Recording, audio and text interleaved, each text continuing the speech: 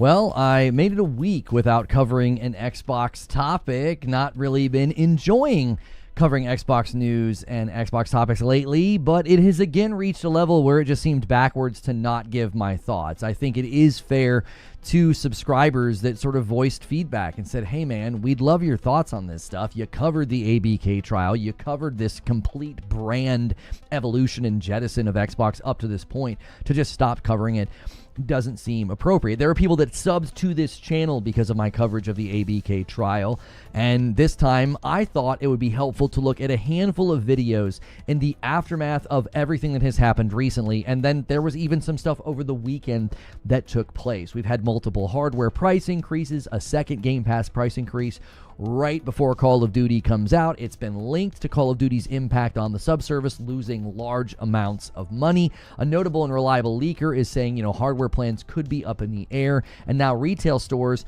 are reporting things are shifting, and Xbox has had to speak to it again. Microsoft's statement is really interesting. I actually have a theory about why we're seeing ripples in the retail world of things changing with Xbox. This was something that a notable leaker said would be happening, that you're going to see more retailers changing how they're interacting with the company. Now, I've got a video from Laura Fryer. I've been a big fan of hers. She only had like 14,000 subscribers when I first found her. Her channel's gotten quite big now, and I really appreciate her input on these topics. Also, a video from Matty Plays. I really liked how Matty has handled this situation. I've always appreciated his input and his channel, and I've told people he's one of the guys I feel like that has handled a lot of these changes with an element of authenticity and honesty when so much has been drenched in bad faith from so many other people as the brand was shifting. I've got a YouTube from a channel called Second Wind. We might not watch that one. I'll kind of call that how it feels. I've even got an article from Jez Corden at Windows Central that I want to read and react to. He and I were kind of DMing back and forth about this, trying to see eye to eye on some of the differences over the years that we may have had on some of these subjects. But he has, I think, been one of the more vocal critics of the brand, especially after that Phil Spencer podcast where he said they couldn't out-console Sony. Now, we've done this format before with Destiny. I go grab a bunch of videos, I find viewpoints on a subject, and I kind of like put it all before you in one single show instead of doing individual reaction videos, so you sort of get like a buckshot view of what's going on. It seems better, in my opinion, to kind of wait, collect it all, let the dust settle, rather than just sort of randomly discuss it or do a bunch of separate uploads and shows. So if you like this kind of formatting content for reaction content, give me feedback below. We did a longer form reaction to SkillUp's review of Ghost of Yotei. That's on the channel right now. I'm not the only one that did that. I'm not sure why me doing that is suddenly under scrutiny, as if that's odd to do that. Plenty of other people have done it. Plenty of other people have said they didn't really agree with his take on Yotei, and even he responded in a recent video and said, hey, I'm open to criticism here. He sees where he might have been maybe a bit too sweeping in how he treated the game. So I think this format is great. It gives you guys a nice view of something that has happened. Lots of different videos and lots of different viewpoints on this. I'll probably dive into those reactions about an hour into the broadcast, so look below for timestamps as well as links to the original videos. Please support Laura Fryer's channel, Matty Plays. Matty Plays is killing it, by the way. He has like 2 great channels. If you like retro games, be sure to check out his other ones, so be sure to support them. I think Laura's actually got more subs than me now as well. I think she passed me a while ago. She kind of blew up with some of her Xbox coverage. Yeah, she's at 67,000, so congrats to her. She's been out here killing it. And always support the original content. We will be looking at like I said, the Jez Corden article, a Second Wind video. Oh, and then there's a gamer article as well, and some other people weighing in. We will look at what's going on with, Xboxes in retail stores. We're not really sure what's going on. Microsoft responded. I think their phrasing is a little telling. So do me a favor this morning, if you haven't already. We just got started. We're only like 4 minutes into the broadcast. Hit that like button. I'm going to pause the thing that nobody likes. Try to get us our first 100 likes. So good morning, good afternoon, and good evening. Let's get the goal back up here because we already have people adding to the weekly goal. Damien gives us another month of memberships at Member Plus. We're going to update this to also include that. Our next milestone is 600 people at Member Plus and above. You can help us hit that goal on YouTube by upgrading. Somebody on Twitch says your voice has power, though. I've been really thinking and reflecting on this, and I'm waffling. I will openly admit that I'm waffling here. I'm switching my mind on this, and it's because it's really hard to say, well, is it productive? Is it helpful? Is it beneficial? And it's like, you could answer the question a variety of ways. Yeah, it probably is helpful and beneficial to have my voice in the conversation. I was a prominent voice in the conversation the entire time ABK was going on. Anytime I said anything, it was getting thrown in videos and tweets and everything else. There were people that really appreciated my contribution. There were people that really did not. And, you know, it's hard not to get activated by what feels like a form of targeting, right? I've been targeted before, and it's easy to feel like, oh gosh, I don't like that. I don't want to do that. But then I try to remember, like, I'm beholden to my audience to a certain degree. Like, I think it's fair to say, listen, I owe you guys coverage sometimes. If we've been covering something for a really long time and all of a sudden I just decide, like, oh, I don't want to cover that anymore, that can be a little unfair. That can be sort of like, you know, yanking the ripcord on expectations to be like, well, he's talked about this and covered this all this time and now he's not going to. So I keep bouncing back and forth between what I think is best. Frank Lass with the Member Plus. Good morning, Lono. Do what you do. Is that what that stands for? Do what you do. Here, let me hit the button here, and then the double dip XCal comes over for 40 months of memberships on Purple, and that sets us up. Maybe our first 20 bomb of the week. Somebody could steal the first milestone and get us to 25. Let's have a strong week. We will be playing a spooky game this Friday night. Madam and I will be playing spooky games the whole month of October, and then if you guys get stretch goal, we have I think we have early access to the new Jackbox Party Pack. Matty's been very critical of them since the Just 4 Games podcast. I feel that was sort of the breaking of the community, as it were. I think that just broke people. And I'm not saying it broke Matty. I'm just saying I think that was kind of the beginning of the change in the tone.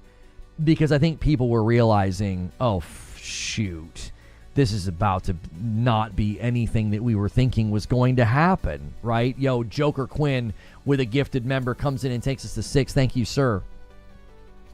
And I think from that point on, there were people that chose between one of like 3 roads, okay? There were people that just stayed the course and trusted that Xbox was still the brand for them and still the platform for them. There were people that became very critical and maybe even switched and said, you know what, I'm going to switch to PC. I'm going to switch to PlayStation. I think there were people that also then went the route of I'm gonna be toxic about this, right? I'm gonna be nasty. I'm gonna go after anybody who is saying anything about any of this stuff. So I think that's fine. I think the idea of people wanting to stay the course is fine. I think people wanting to switch teams is fine. Those people in my mind made sensible decisions, you know, or maybe even logical decisions. Maybe they were like, you know what, I'm really invested in this platform still. I got a lot of backwards compatibility. I'm gonna stay the course with this. You know, I'm gonna stick with them. I also think it's respectable for people to switch to, like, you know, PC or PlayStation. You know, the people that wanted to be nasty or whatever, I just don't get the point. I'm like, okay, I mean, if that's what you want to do, go right ahead. There's plenty of content like that out there, you know. So to me, we've now hit the point though where I think even the people that turn nasty are sort of like, yeah, I don't know anymore. You know, even and the people that stayed loyal. I have a poll on the channel right now, just asking people, like, are you still hanging with Game Pass? You know, are you still subscribed? Why or why not? And the number of people that left comments that were like, I've been with Game Pass for such a long time, but this was kind of the end for me. And to me, I think it was literally just a financial decision. They were like, it just doesn't make sense. Like, every 3 months you're spending $90. In that amount, you know, $90 can buy you a lot of the smaller titles. It can buy you one big title and maybe DLC, you know, maybe some cosmetics or something in a game. And so many people are filling gaps. Anytime there's like a gap in the calendar, like maybe there's not a game they're wanting to play, they're just retreating to free-to-play games anyway, like Fortnite, Apex, or Warzone. So yeah, I think in general, you know, the ship has kind of come home to port for a lot of folks, and they're like, yeah, it's time for me to make a choice and a decision as a consumer. And I think that it makes perfectly good sense, especially now, to like analyze the financials of some of the choices. Like, well, do I even stay with this? It's getting so expensive. The problem is with people who have a financial motivation in being dishonest. I'm not interested in that fight anymore. I think that's where I want to shift my attention. I would rather have conversations with you guys and also pull up videos by people that I respect, like Laura Fryer, Matty Plays, and be like, let's look at what they're saying. Let's have dialogue about what everybody's saying, instead of chasing down every bad faith take, you know, every piece of misinformation. Now, if an outlet, you know, like IGN, when they ran with the headline where they misquoted Sony, I think it's right to call stuff like that out and be like, that's not honest, that's not accurate, okay? Individual people, YouTubers, people on Twitter, whatever, I just don't feel like fighting that fight. I think it's ultimately a waste of time. I think what's better is to just have dialogue with the people that actually want to have dialogue. And not worry about going around and like proving people wrong. Like, it's more about correcting falsehood if it's pretty blatant, because we've seen that in a couple of instances. But by and large, I just don't think that fight is enjoyable, and I don't think it makes for good content. And I think I'm going to apply that rigor here to the live chat. Like, if someone's going to come in and they're going to do that, I mean, we've banned guys for coming in and just being, you know, fans of PlayStation to the point where they're just nasty to anybody who aren't. People fell for it again. Here's what I said in Morning Coffee 187. I don't know why anybody has that attitude. I mean it. I don't know why anybody has that attitude of, yeah, people fell for it again. Fell for what exactly? How many times is there going to be a leak that Microsoft slaps down with very generic corpo speak that doesn't honestly say anything, and then the leaks end up being true? Like, I don't know why anybody still has confidence when Microsoft says anything that you can trust it. We've been here so many times. I said this morning in Morning Coffee, which is a segment for members. That's a great reason to be a member. Consider clicking join. I said, fool me once, shame on you. Fool me 4 times in a row. Who's to blame here? This is not the first time we've been in this situation. I don't know why anybody has this swagger and this confidence of like, yep, that's what you get for believing rumors. What do you mean? These leakers, these people that have been saying these things, these rumblings beneath the surface, this is how it's happened for the last 4 years. We hear some rumbling that something's happening. It's dismissed as absurd. Phil or Microsoft says something generic to calm the public, and everyone's like, see, look at you dummies believing leaks and rumors. And then months later, it all ends up being true. That's what I don't understand. Like, at this point, what are you grounding your confidence in? What's the reason? How did you get to a place where you're like, oh yeah, when Microsoft squashes a rumor, I trust it? They've done this so many times. I'm not even saying that it's true that like Xbox is dead and their hardware is dead. I'm not saying that. I'm saying the pattern is so clear. We have been here so many times where the rumblings beneath the surface start. Microsoft does this hand wave thing and everyone's like, yeah, see, trust Microsoft. I'm like, why are you trusting them at this point? Thank you so much for the combo over here by Narwaffle. Thank you for doing that over here on Twitch. List the things people have fallen for before, please. List everything we've fallen for in the last few years ended up being 100% true. That's what I'm saying. I've not reacted to the videos yet, Haseo. No, we've only been live for about 15 minutes, so make sure you guys are smashing the like button. Thanks for the strong turnout on a Monday. I appreciate you all being here. I got every system, PS5, Series X, and Switch 2. I have no need to make a choice. I can play on whatever I want. It's a great feeling. Well, I'm in the same boat, but like I obviously wish that we would have gotten a stronger push from Xbox this gen.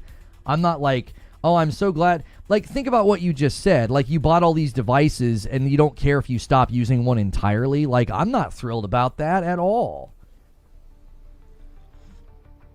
Assuming the console dying is true, it could also mean they're preparing for a new launch.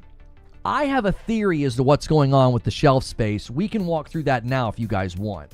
Because 187 brought up the rumors and, everybody fell for it again. Here's what I think's going on.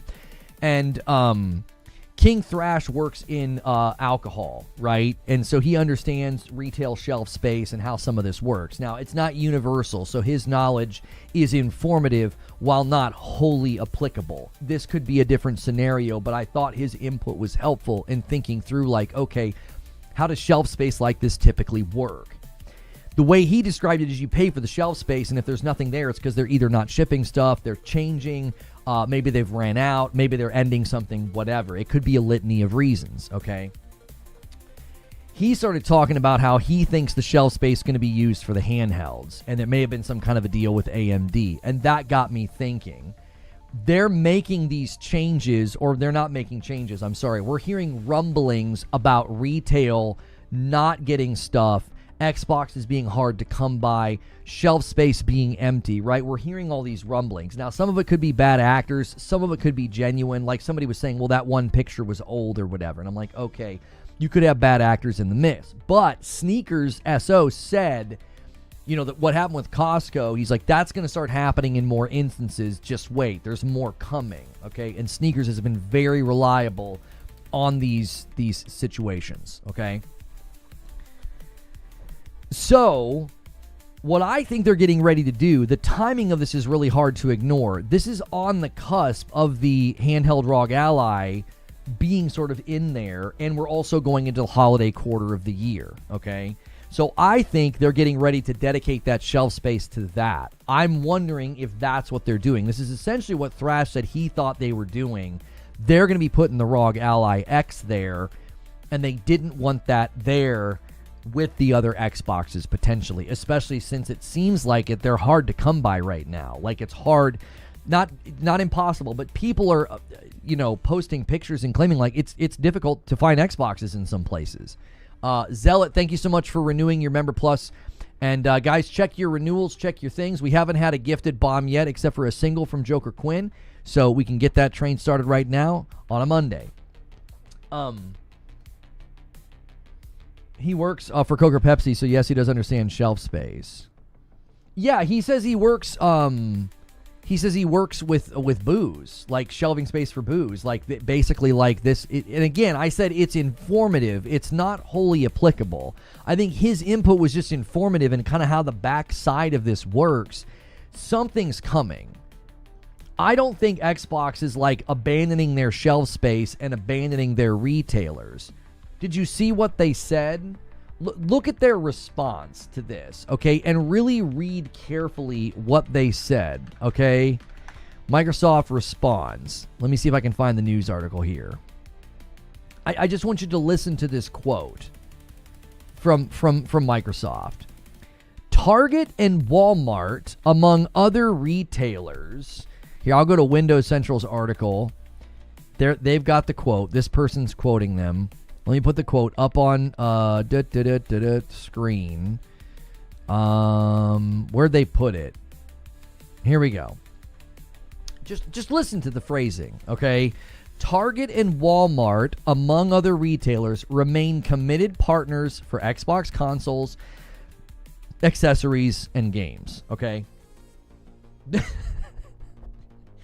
So, I can't be the only one that sees this, right? I can't. I know that I'm not losing my mind. They're talking about the retailers, not themselves.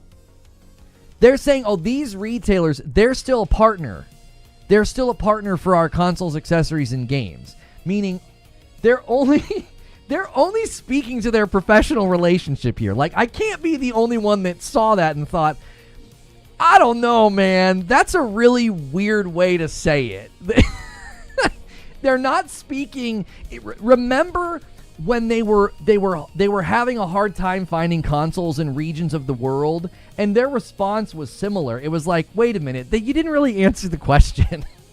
What was that? Can somebody find that for me? Where people in certain regions were having a hard time finding the consoles, and Xbox said something like, we're still committed to shipping, but if you can't find it, there's always xCloud. It was something like that, bro. I'm not kidding you. It was like, yeah, we're still committed to shipping them, but if you can't find one, there's always xCloud. It was like, what the did you just say? They never answer the point directly. This is correct. This is correct. So when I read that, I thought, I don't know, man. My spidey sense is tingling. Something's changing. And they're basically saying, we're still partnered with Target and Walmart. Our relationship's not ending. And it's like, well, that doesn't really answer the question. Nobody thought that Microsoft, of all companies, was going to, cease relations with Target and Walmart. Like, you're never going to have an Xbox controller or your games in these retail stores anymore? What the frick? Of course, nobody thought that. It's just clear something's going on with the shelf space. It's clear something's going on with hardware. Okay, something's happening.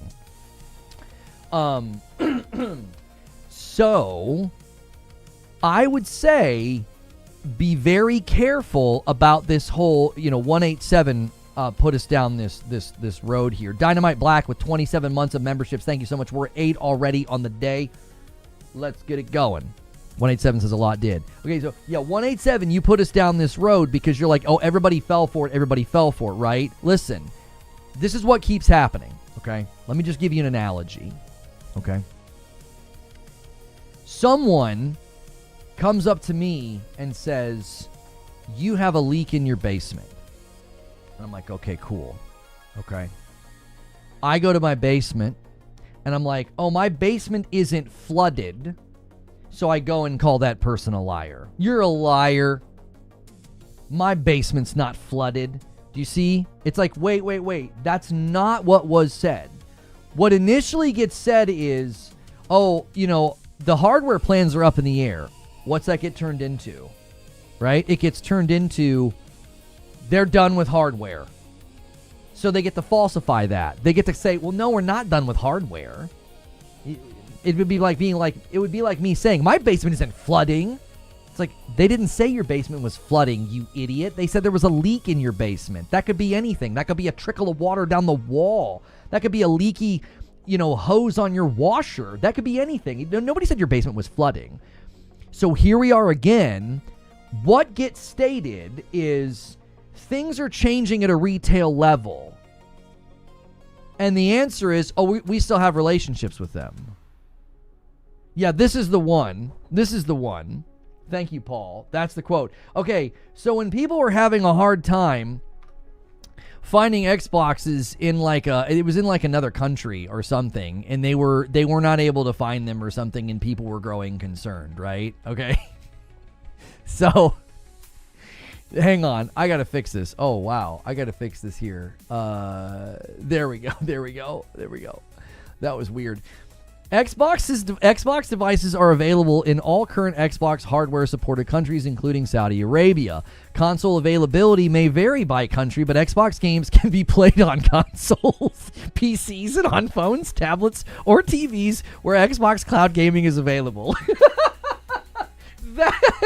That's the answer. And everybody said... Everybody said the same thing. They were like, see, Microsoft answered. Everything's fine. It's like, did we read the same quote? They're like, yeah, the devices are still available. Whatever that means. It says devices are available, meaning, what does that mean? Like, okay, maybe there's a couple that you could still buy available. But if you can't find them, availability may vary. You can always play the games on cloud. And here we are again. Someone's like, yeah, we're not stocking them anymore. What's it get turned into? Xbox is dead. Xbox is abandoning hardware. Xbox is abandoning retail storefronts. And then everybody's like, well, then Microsoft gets to falsify that. Microsoft can easily falsify that. All they have to say is, oh, yeah, we're still partners with Target and Walmart. for consoles, accessories, and games. And everyone's like, yep, that rumor's put to bed. It's like, no, it's not. No, it's not. All they said was they're still partnered with these retailers. It doesn't mean that there's not change coming. It doesn't. There's still some, to me, my gut instinct on this is where there's smoke, there is fire. We're seeing all kind of smoke around this. Something is happening. Something is changing. It could be something as simple as they want the shelf space dedicated to the Xbox ROG Ally X in the holiday season to maximize distribution. They don't want it on the shelf competing with other pieces of their own hardware. That could be the simplest explanation, is that they're just going to dedicate the shelving space for a temporary amount of time just to the ROG Ally X. Maybe there's new placards coming, new signage could be coming, so they're making space for that. That could be what's happening. Maybe. I don't know. Thank you, Dark Taco, for the $5 super chat. Lono, my dad and I smoked the brisket and the bird for Thanksgiving this year. Needless to say, the fam is still in a food coma this morning. Oh, yeah, you Canadians you guys have your Thanksgiving a little early, so hopefully you guys are all recovering, right? A lot of maple syrup was consumed in the last 48 hours. Dark Taco, thank you for that $5 super chat tip. Siriu comes in with a member plus and says, it's dead, Jim. Thank you so much for the renewal of the member plus for 17 months. They sell Xbox socks and hoodies for soda cans. Yeah. This, to me, there's no way a $1,000 handheld will sell out. Well, it depends on how many you ship to the store, brother. If they send 10 to every Target, they'll probably sell all 10, that's 5 or 10 or whatever. It depends on how many they send to each retailer. My point is, look beyond what's happening and just apply some critical thinking, dadgummit. We've been here so many times before. Quit letting them do this. And listen, I'm not saying you call them out or call them liars. I'm like, quit running into the public and being like, well, that does it. That matter's put to bed. Microsoft replied. And I'm like, did you see what they said? What they said seems like smoke. Like they're trying to cloud everything. And they're trying not to have you see what's coming, like something's changing. It's just like when sneakers leak hit the airwaves. What did it get turned into? Oh, their hardware plans are done. So what do they respond to? They respond to the exaggeration and they say, we are still actively investing in hardware. That could be anything. That could be consoles being repurposed for cloud. We know they did that with Series X's. I've always given credit. Jez Corden was like the first person to report on this. People give him a lot of crap. He was one of the first people to report on the fact that Microsoft was repurposing Series X's for cloud, which is why you couldn't find them, and a lot of people settled for Series S's, which was frustrating. They constrained the distribution and the development of their own console, which led to people having to buy Series S's that were waiting for Series X's. They could be doing the same thing. You have no idea what that investment in hardware could turn into. As Brad Sams, who's been covering Xbox for a very long time, said, they're doing it up until the point that they're not. They're doing it up until the point that they're not. Exclusives mattered up until the point that they didn't. So I'm just saying this is well in line with a video. I put this video out a while ago. And it was after that very, very weird video from Sarah Bond. Okay? This video here, Xbox hardware, proceed with caution. This is 3 months ago. And what did I say in that video? I said, you better be careful. You better proceed with caution, because the way they're talking, it really seems like people are getting the wrong ideas. This led to countless debates about whether or not you could call the handheld an Xbox. Will it play Xbox games, right? Remember that debate we kept having? Well, when Sarah Bond said they wanted the Windows platform to be the biggest platform in gaming, and they were talking about these investments, and they were talking about the future of their hardware, I told people, I said, listen, you better proceed with caution, because they're using phraseology, and they're using wording and verbiage, and they're packaging everything so that you think they're going left when they're going right. I'm serious with you. You got to be careful with this company, because they've done this for the last 4 years, which is why I posed the question, why in the world are you out here with this swagger and this confidence of like, yeah, I don't know why people keep believing these rumors. Microsoft just put the rumors to bed. Oh, like when the CFO said they were going to put games on other platforms and Phil Spencer pulled a looky-loo and had everybody looking at Game Pass. Oh, we're not putting Game Pass on PlayStation and Nintendo. And then we get into the new year and Satya says what he says, and yet all these podcasters saying he's talking about ABK games. People don't understand the context. Oh, okay. And then they do the Just 4 Games thing. And the same day the Just 4 Games podcast happens, they do an interview with The Verge where they're like, nothing's off the table, not even Starfield. And yet you're going to sit there in the chair and say, the 4 games are not Starfield and Indiana Jones. Only for months later, you have Jeff Keighley announce Indiana Jones going to PlayStation.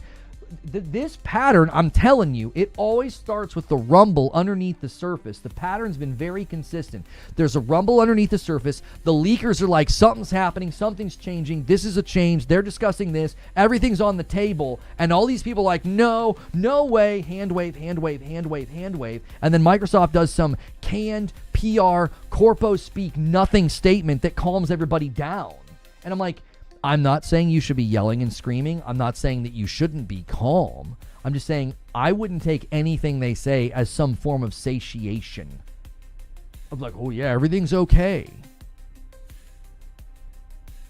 You definitely opened my eyes.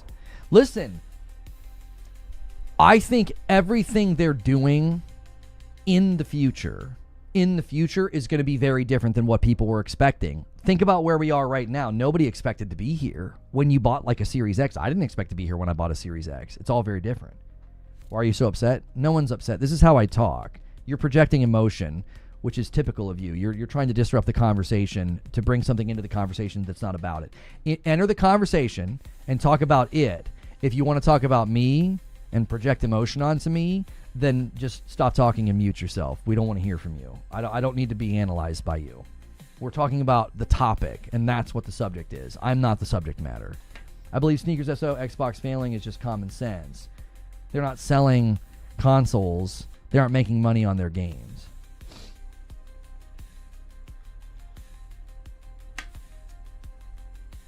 You want to see Lono upset? Ask him about New Zealand. If you want to see me upset, then bring up not Tom Bombadil. That's me upset. That's me upset. This is me being passionate and being like, you wake up. Don't trust anything this company says. Don't. You can't take any of it to the bank. They're writing checks that are made of rubber, okay? A lot of you are like, what's a check? I might be dating myself with the idiom of a bounced check, but you know. I agree with what you're saying about Microsoft, says Lady Gamer. If Xbox was an independent company, they would have shuttered during the, I don't know what that is, the R-Rod debacle. Maybe they can have a good relationship with Asus as a hardware outlet and AMD to strengthen each other. Can only hope they do better. What's good, Paranoid?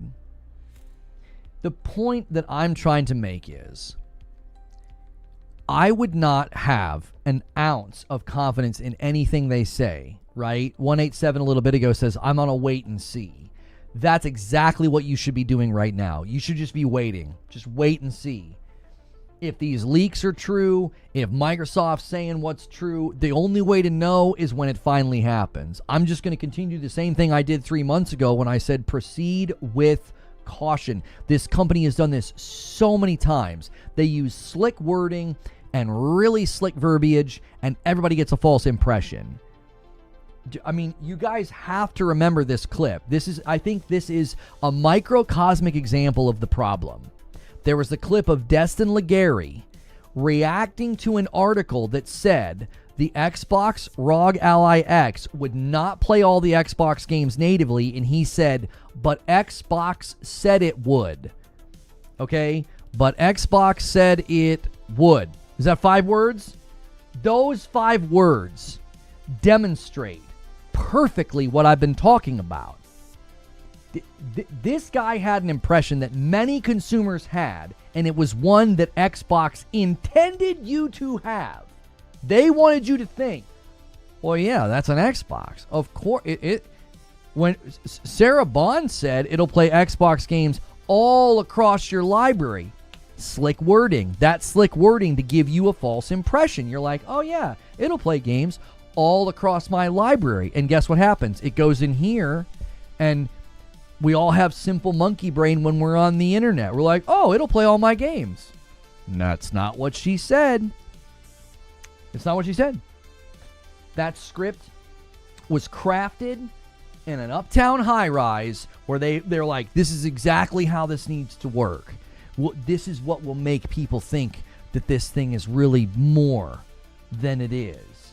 It's all designed to do that.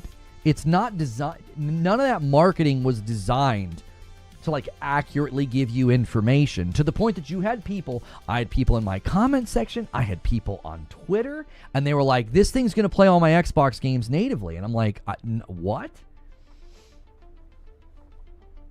I don't get why it's so important to tell people Xbox sucks. A lot of them are perfectly happy with it.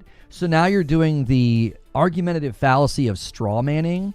I've not once today said that Xbox sucks. I rather strongly just said the best thing to do is proceed with caution and wait and see. So now you projected emotion onto me, and now you're repackaging my argument falsely. So that's 2 strikes. You want to go for 3? Because I don't really like your presence here to begin with. You've done this sort of thing before. You argue in bad faith.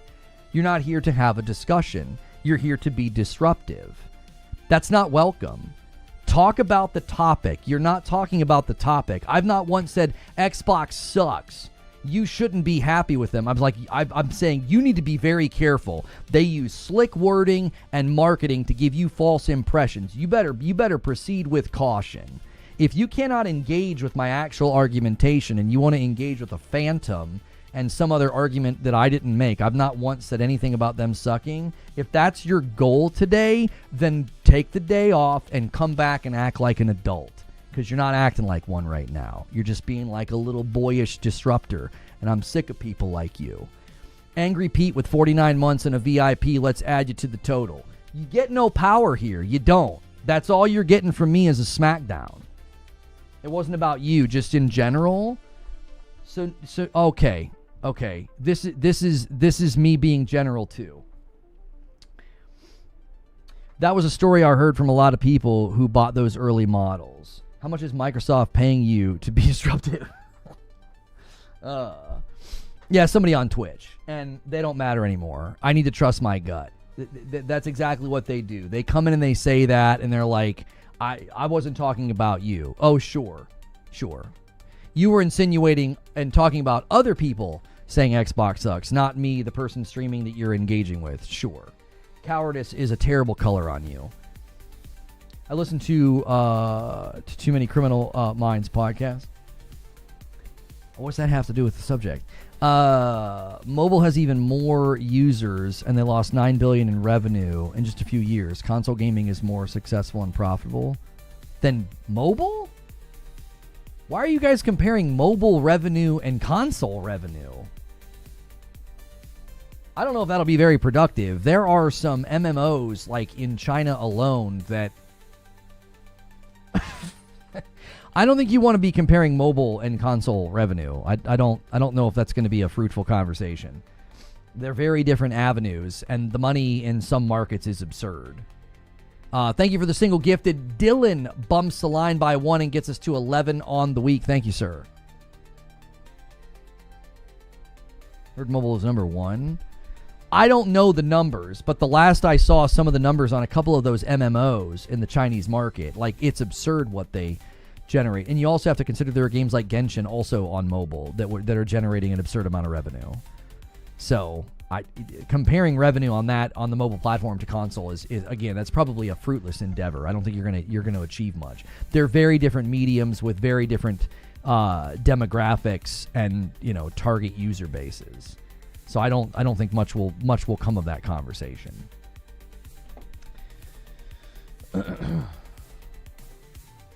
There are mobile games with more players than the entire console install base. Yeah, like it's there are some games that are at a size that'll literally blow the hair off your head. Like, you wouldn't even be able to fathom the size and money that they generate.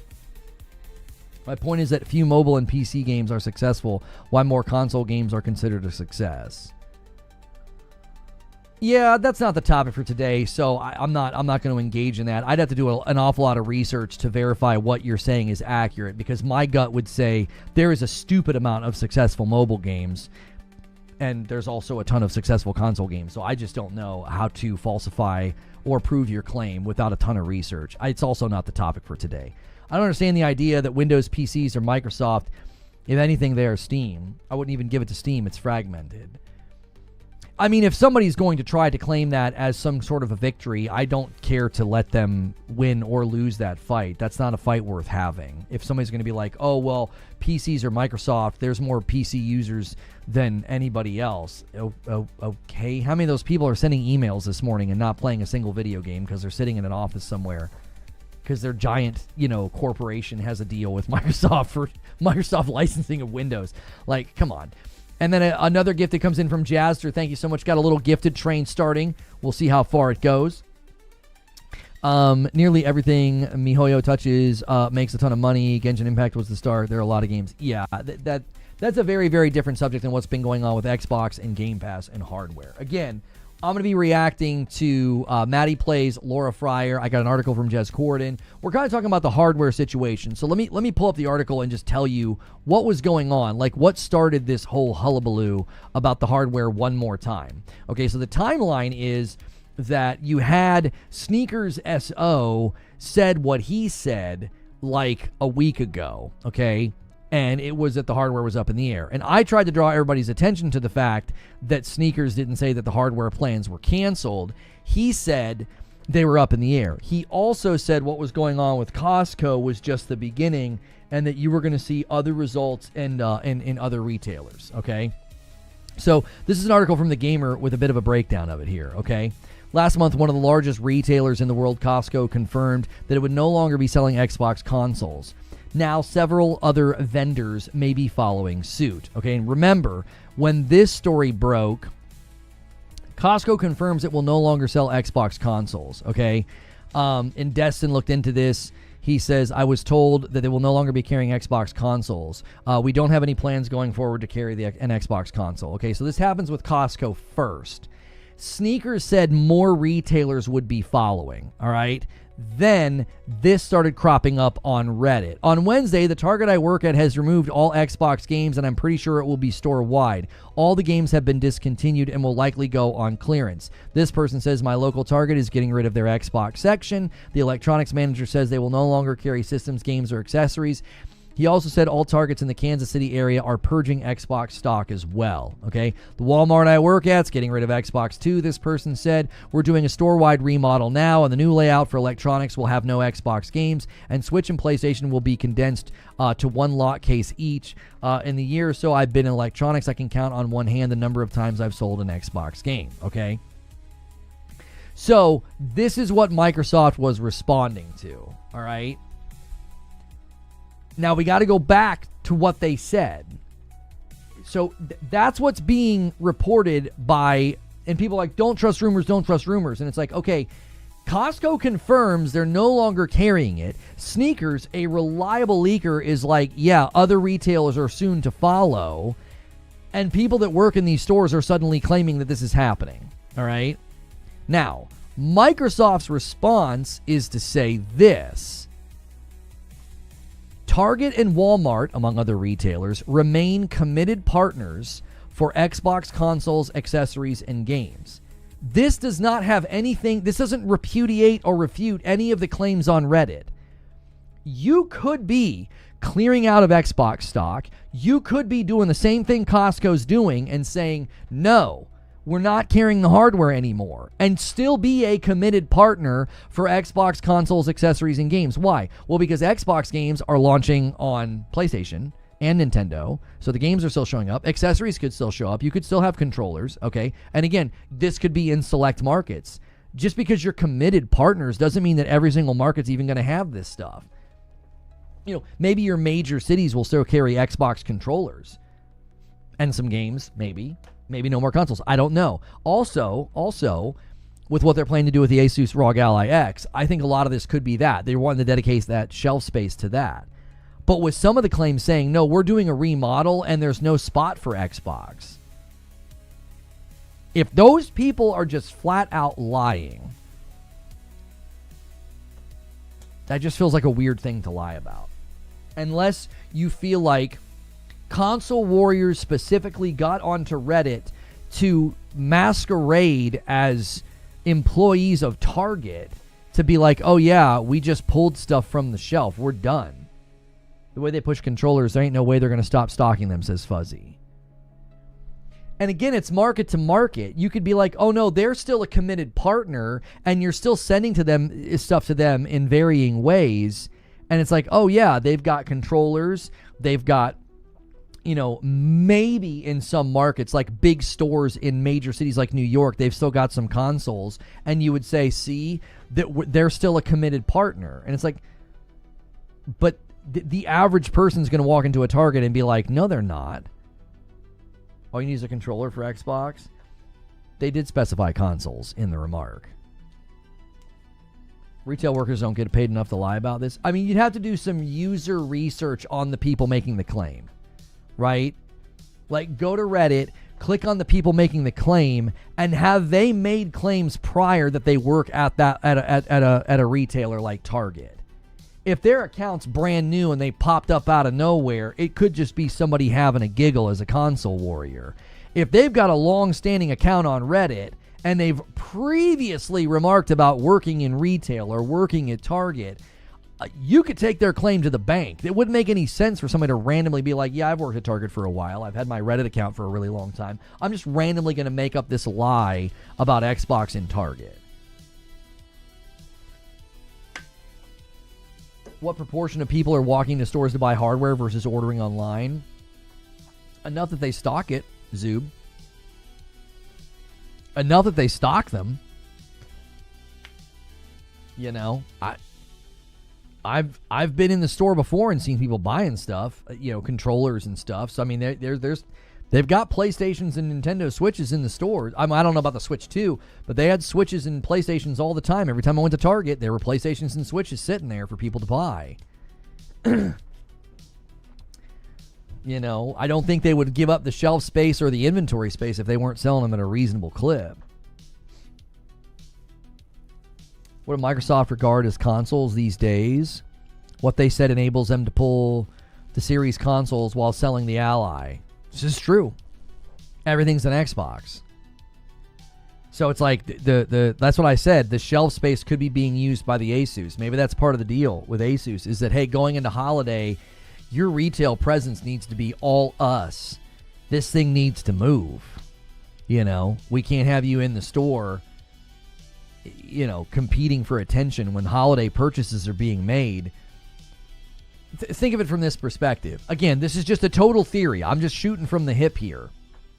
Imagine you're Asus, and going into the holidays, this handheld's going to be like $1,000 for the high end, like $600 for the low end. And you're going to be sitting next to Series S's and Series X's. Well, now you're giving people a lot of choices. It's like, well, Series S is that much, Series X is this much. Do I really want to spend $1,000?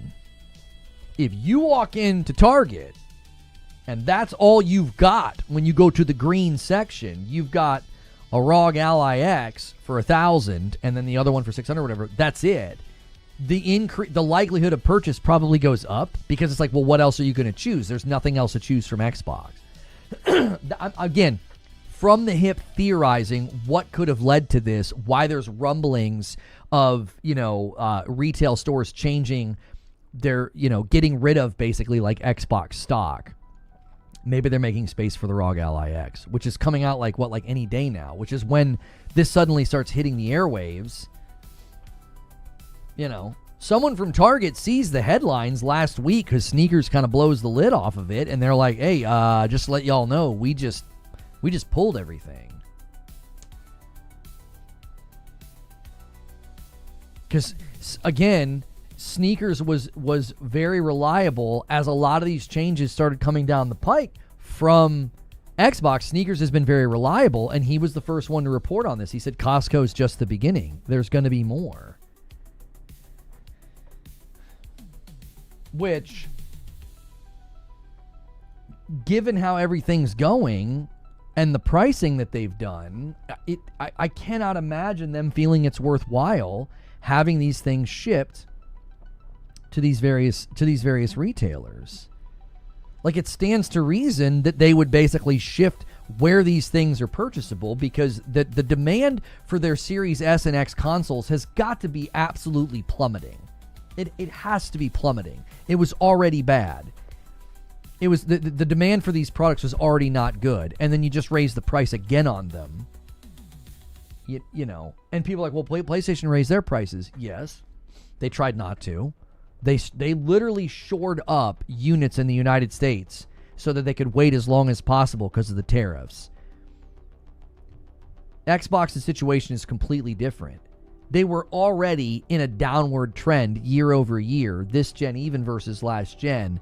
So to me, it's like the tariffs come in and people are having to raise their prices. Xbox raises their prices twice, not just once. That has to make your demand plummet. It has to. Is the Xbox ROG Ally out yet? You can pre-order from places like Asus and Best Buy. Microsoft is saying they've sold out if you go to them. Do you think that they had a chip limit on these devices too, says Furious Pickle, like the rumors the other day as to why they dropped the first-party handheld? The dropping of the first-party handheld, that came from Kepler. Kepler said that AMD wanted like 10 million, and I had the numbers of handheld sold wrong at the time. It's a lot higher than I thought. I thought it was still like under 5 mil. It's like around 6 or something, right? 6 or 7. It's around 6 or 7 million. I think expecting an Xbox handheld to surpass like the entire handheld market, especially the Steam Deck, was a little absurd. And then we had people saying that wasn't true. That AMD, the deal with AMD didn't like fall through because the AMD wanted 10 million units. It's hard to know. I think Kepler's been very reliable as well, so I kind of took what he said as like, yeah, that's probably true. That AMD couldn't justify a small run. They wanted it to be a bigger order, and Xbox was like, we're not going to sell 10 million of these. They'll be lucky to sell 3, in my mind. I mean, I just don't know. Unless demand for these items goes up significantly, but at that price point, $600 to $1,000, I just don't see them moving these things that quickly. Their first batch, sells out, but we don't know how many they had. We had people balk into the $200, PlayStation Portal and a $700 PS5 Pro, which is the most powerful console, and it was a mid-gen upgrade. It wasn't like a handheld that that not a lot of people are even interested in. Plenty of people I've spoken to about this are like, I don't have time for that. Like, a lot of the guys in my age bracket, if they're going to game, it's when they got a moment at home on the couch, later at night. During the day, they're working. They're too busy. You see an initial surge because of enthusiasts and first adopters. Generally speaking, that's typical, and then you got to see how what's sort of, does it have a long tail of any kind of velocity? The average Joe won't be interested. I think price point alone, you're just going to price people right out of it. They're like, yeah, that'd be fun to game on the go, and then they're like, for $1,000, I'm good. I think the Switch 2 is going to hurt that, especially if somebody's thinking about gaming on the go, and they're like, a Switch is $450. If you got that thing in the store, if you got a Switch 2 in the store demoing Donkey Kong and Mario Kart, and those are actually really, really good games for gaming on the go, right? They're more, they're silly, they're goofy, they're friendly, they're family games. They're of a very, very different, type. That to me, I think is like more conducive to the average consumer, right? The average consumer is going to see that and be like, yeah, that's the kind of gaming I can get into. one day ago. I knew it. I was getting so many comments. I knew it. You can feel it. You can feel it in the air when you're being brigaded and people don't watch your content. I knew it. The Ally X is out of stock everywhere in the UK. I can't find any. Listen, if the ROG Ally X is selling well and selling out, that to me was never the issue. The issue to me was always, number one, do people know what it can actually do? Do people actually understand its capabilities?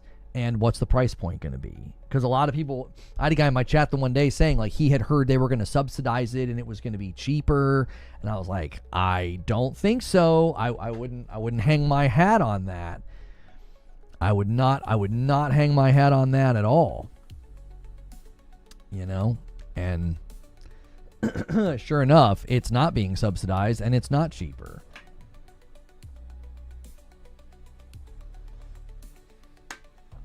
I'd rather buy a $1,000 PC handheld over a $450 Nintendo all day long.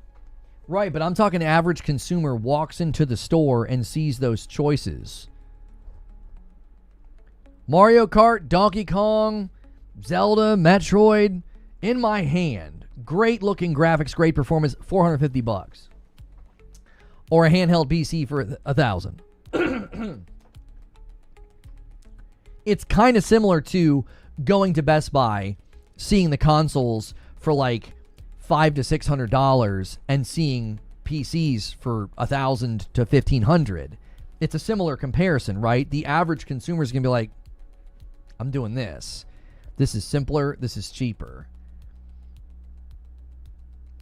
Dustin said it would be $300. He didn't say it would be $300. He said, imagine if they walk out and do that. I don't think he was... Yeah. I don't think he was making a prediction. I don't. I think he was, hoping maybe. This is what I think was happening to a lot of people in this discussion and in this debate. I think a lot of people were hoping Xbox had some kind of a counterattack, right? They're thinking counterattack's coming. They've conceded. They've lost this fight, but they've got a counterattack. They're going to come back with something. And I think what many people are coming to the realization, they're coming to the realization that there is no counterattack. They've decided to go a completely different route. And the pattern has been that when the leakers start to rumble about something changing and something coming, Microsoft is very quick to hand wave it. I want you to consider something. There have been plenty of leaks and rumors about Nintendo. There have been plenty of leaks and rumors about PlayStation.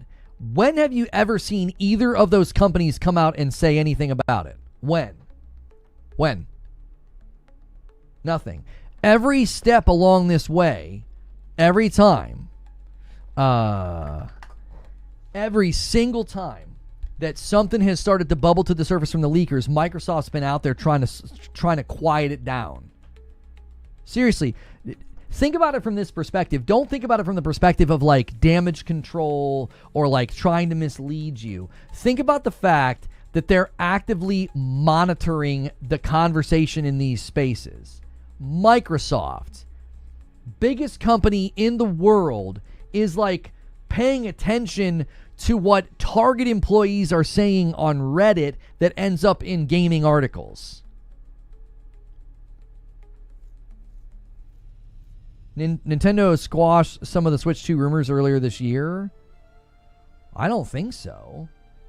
I don't think they came out and spoke to any of the rumors. I mean, I could be mistaken, Lobo. What specifically you're thinking of? What rumor did they speak to? I don't remember that. I don't remember what it was about, though. It might have been the release date.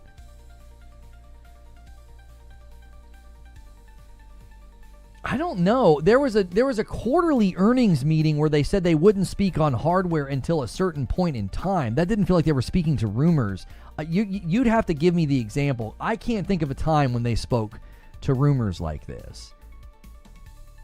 I really want you to see that pattern for what it is. You go all the way back to like the end of 23. when the CFO says what he says. And I really, really want you to think about this. Within 24 hours, there was an interview. Within 24 hours, there was an interview. That news makes headlines. It was like the end of November. It was like the 29th or something. And December the 1st, there's an interview. So last year, the week of it was 2023. Let me go all the way back to 2023. So November of 2023, it was like the 29th. 48 hours later, there's an interview. So the November the 29th was the middle of the week. It was a Wednesday. That Friday, December the 1st, there's an interview where Phil Spencer is like, we have no plans to put Game Pass on PlayStation and Nintendo. Actively making sure to get in front of that thing that got said. Like think about the response time to that. Phil Spencer is at a very high echelon within a corporation. CFO is at a Wells Fargo summit, says something to would-be or current investors. It makes headlines. 48 hours later, Phil Spencer's doing an interview. Fast forward. Rumors start surfacing that games are going to other platforms and that everything's on the table. Everything's being considered. Halo, Forza, all of it. What do? The Just 4 Games podcast. They don't just let it happen. They don't just let the announcements come out. They sit down and they do their darndest to calm everybody down. Just 4 games. It's not a signal that everything's going. Are those 4 games Starfield or Indiana Jones? They are not Starfield and Indiana Jones. People to this day now, I watched a video this morning, large YouTuber, and he claimed that they said in that podcast that Starfield and Indiana Jones wouldn't go to other platforms. And I'm like, that's not what they said, but boy, oh boy, were they successful in making people think that. I thought, you know how many people were casually observing this scenario? Let's say they cover all kinds of things on a particular game or gaming in general. They're sort of watching this from a distance. That's the conclusion they came to, was like, oh yeah, they said that Starfield and Indiana Jones wouldn't go over. And it's like, but that's not what Phil said. Phil was very careful in how he said it, and it gave everybody that false impression. And the same thing has happened in the last 2 weeks. Sneakers leak something about hardware, and what's Microsoft do? They immediately respond. And then this weekend, you have people claiming to work at Target, and they're like, yeah, we're pulling stuff from the shelves. We're getting rid of all the stock. And what's Microsoft do? They respond rather quickly. I don't know if it was to Windows Central again. It might have been. That seems like, what is that, like 3 times in a row now? Like they go to Windows Central. They seem to like that platform for it. It's a pretty big platform, and they've got reach. So it would make sense, I guess. But whoever they went to is probably superfluous. But they're out here saying it. They're like, well, we got to respond to this. And I'm like, well, it seems like they're actively monitoring how these changes are perceived. They're actively monitoring how these changes are perceived. They don't want people to know the truth. That's been the pattern. When they've responded to these things up to now, it has been to make you look the other way so that you don't actually see what's going on. Let me draw an analogy here to a completely different scenario. Do you guys, and then I need to get into the reaction content. We're about an hour into the show and I need to do that. Do you guys remember a little game called Gotham Knights? Okay. Paul probably knows where I'm going with this because it happened to him. He was the one that did this. So Gotham Knights had a Discord server, and one of the members of our community inquired if the game would have a 60 FPS mode. Okay. He was immediately timed out for this. It was immediate. He wasn't a jerk. He wasn't rude. I saw the screenshots. He literally just asked the question, will there be a 60 FPS mode? And he was immediately timed out. Okay. What does that tell you? Just think about it. Mull it around in your head. what does that tell you? What can you conclude from this? Like if I was a professor and we were in a course together and I was saying, I want you to extrapolate from that exchange anything you think you can extrapolate. I think one of the first things you would pull from that is you would say they were on standing orders to keep that quiet. They were on a watch. They were so on guard for it that the minute he submitted the question, it got timed out. There was no like an hour later. It was immediate, okay? So they were on a standing order. They were on guard to keep that quiet. Well, they Barbara Streisanded it up because it made bigger headlines because they tried to keep it quiet. Okay? Now, this is an analogy to what I'm observing with Xbox. It seems like they are very much paying attention to this topic. They are extremely on guard right now on this topic in particular. One leaker named Sneakers and a couple of Target employees has got 2 weeks in a row Microsoft having to respond and make very generic, I don't even think they're that confidence ingratiating statements, but they're having to make statements 2 weeks in a row. It is as if they're on standing orders to keep this quiet, just like the last time. CFO says what he says. Within 48 hours, Phil Spencer's doing an interview. The leaks start to bubble. Everyone's like, what the heck is going on? You do your Just 4 Games podcast. And here we are again. Rumblings beneath the surface that change is coming. And what do? They're immediately on guard. They're on the defensive. That's the pattern. That's the pattern. Why? It's just like the Gotham Knights thing. It's like, why are you so on guard about this? Why are you monitoring this so closely? That's the question that people should be asking, is why is Microsoft so in tune to this conversation? Why? I think it's because they know big changes are coming and they won't be received well. I think they know, just like with the Game Pass price hike, they knew that would rattle loyalty. I want you to imagine Phil responding differently when the CFO thing happened. Imagine him coming out and saying, oh, no, yeah, the CFO didn't speak out of turn. Yeah, we're totally doing that.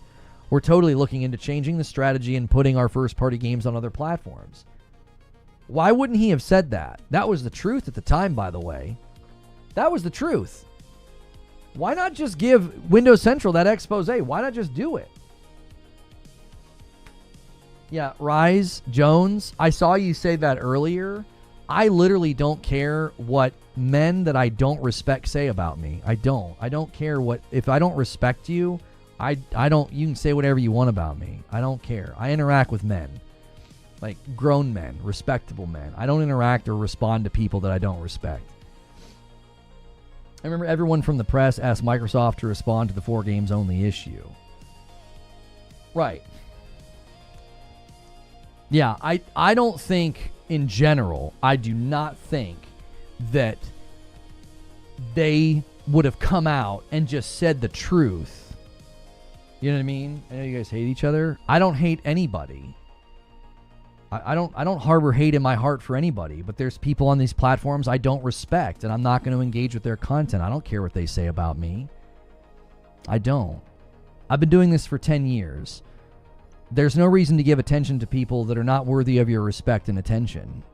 It's just not worth it. They don't deserve your emotional energy. They don't deserve your intellectual energy. I'm so surprised you think that what I said was taken out of context. It's not surprising at all. I got comments all day yesterday that said, you keep saying they made changes in Yote, but you don't say what they are. And I was like, I know you're coming from somewhere because you didn't watch my content. I was like, I literally list 4 to 5 things. In my reaction to Skill Up, I listed 4 to 5 things that they changed. And I argued that they made a significant impact on the open world experience. I said, you guys are clearly brigading.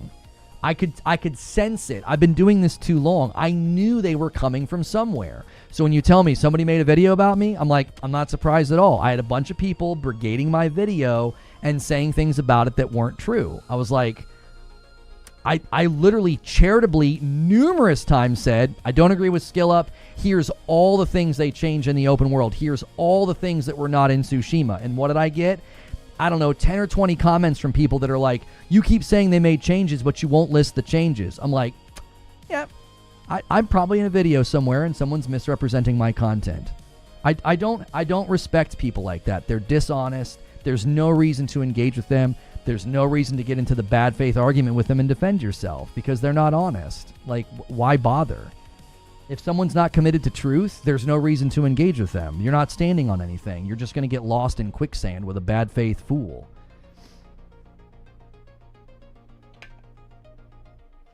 If you argue with a fool according to his folly, you become a fool yourself. I'm not going to do it. I make my content. I make my case.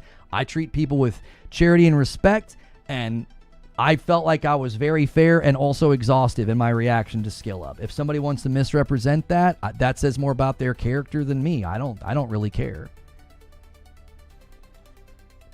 You know how many videos I've been in? It doesn't bother me one bit. I don't pay attention to it, brother. So what we're going to do now, though, is, and I do like the people and videos and content that I'm about to react to. I actually like Matty Plays. I like Laura Fryer. And so we're going to be reacting to their content because I think their contribution to this subject is very, very valuable. I got a lot of respect for how Matty handled this. Who do you guys want to start with? I'll let you pick. You guys can pick Matty or Laura. Who are we going to first? I'll let you guys pick. We will see what you think.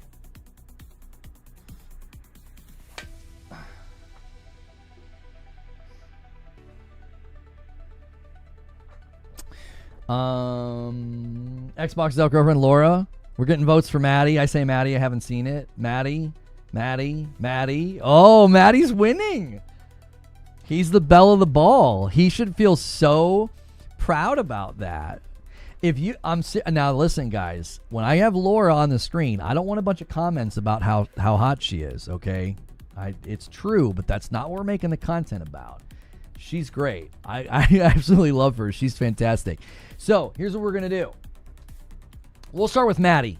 You guys spam my chat with Matty, and let's see here.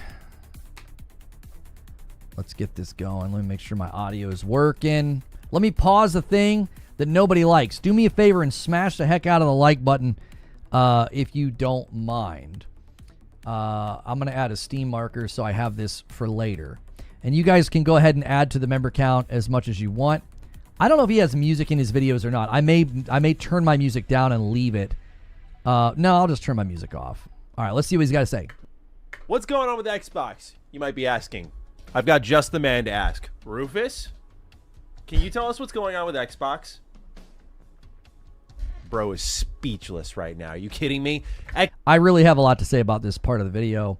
I'm just kidding. I don't. Xbox, you did. I love that he includes his dog, though. Street Shadow, thank you for 18 months on a gifted member. From what I've seen from the outside as a PlayStation Nintendo guy, Microsoft Phil and Sarah talk and respond too much. They get caught with foot in mouth so much. I agree. It to Rufus again. Look at him. Look how he's like, bro. He's looking up at God for help right now. All right, you can tell he's a good boy. Our neighbor's dog is named Rufus too. It's a good dog name. Ladies and gentlemen, Xbox Game Pass obviously has been the talk of the town these last 7 days or so now. It's been pretty chaotic in the Xbox space. And with that, we have more news. This piece comes from Bloomberg, and it's about why exactly the Game Pass price hike kicked in. It's a lot of what you expect, but now we actually have numbers to work with, and we can go beyond that into just how successful Call of Duty Black Ops 6 was last year, yet that's still the underpinning for why Xbox is making such aggressive changes. So we're gradually making sense of this whole entire mess. Ladies and gentlemen, thank you for being here. If you're new here and you're into what's going on with Microsoft Gaming, consider subscribing. So make sure and support the original video. I will have it linked below. Mr. Matty Plays is the YouTube channel. He makes great content, and the way he's handled a lot of the Xbox stuff, I think really increased my respect for Matty, because a lot of what he's going to say in these videos is probably it could put him on a do not invite list. Like, I don't know how much he gets invited to anymore. After the Redfall situation, he might have been a little bit hesitant, because that was a rough go for a lot of the creators that went to that preview event, and I don't think it was their fault. I think it was a vertical slice that gave them a very false impression. So, okay, let's start from the bottom, work our way up.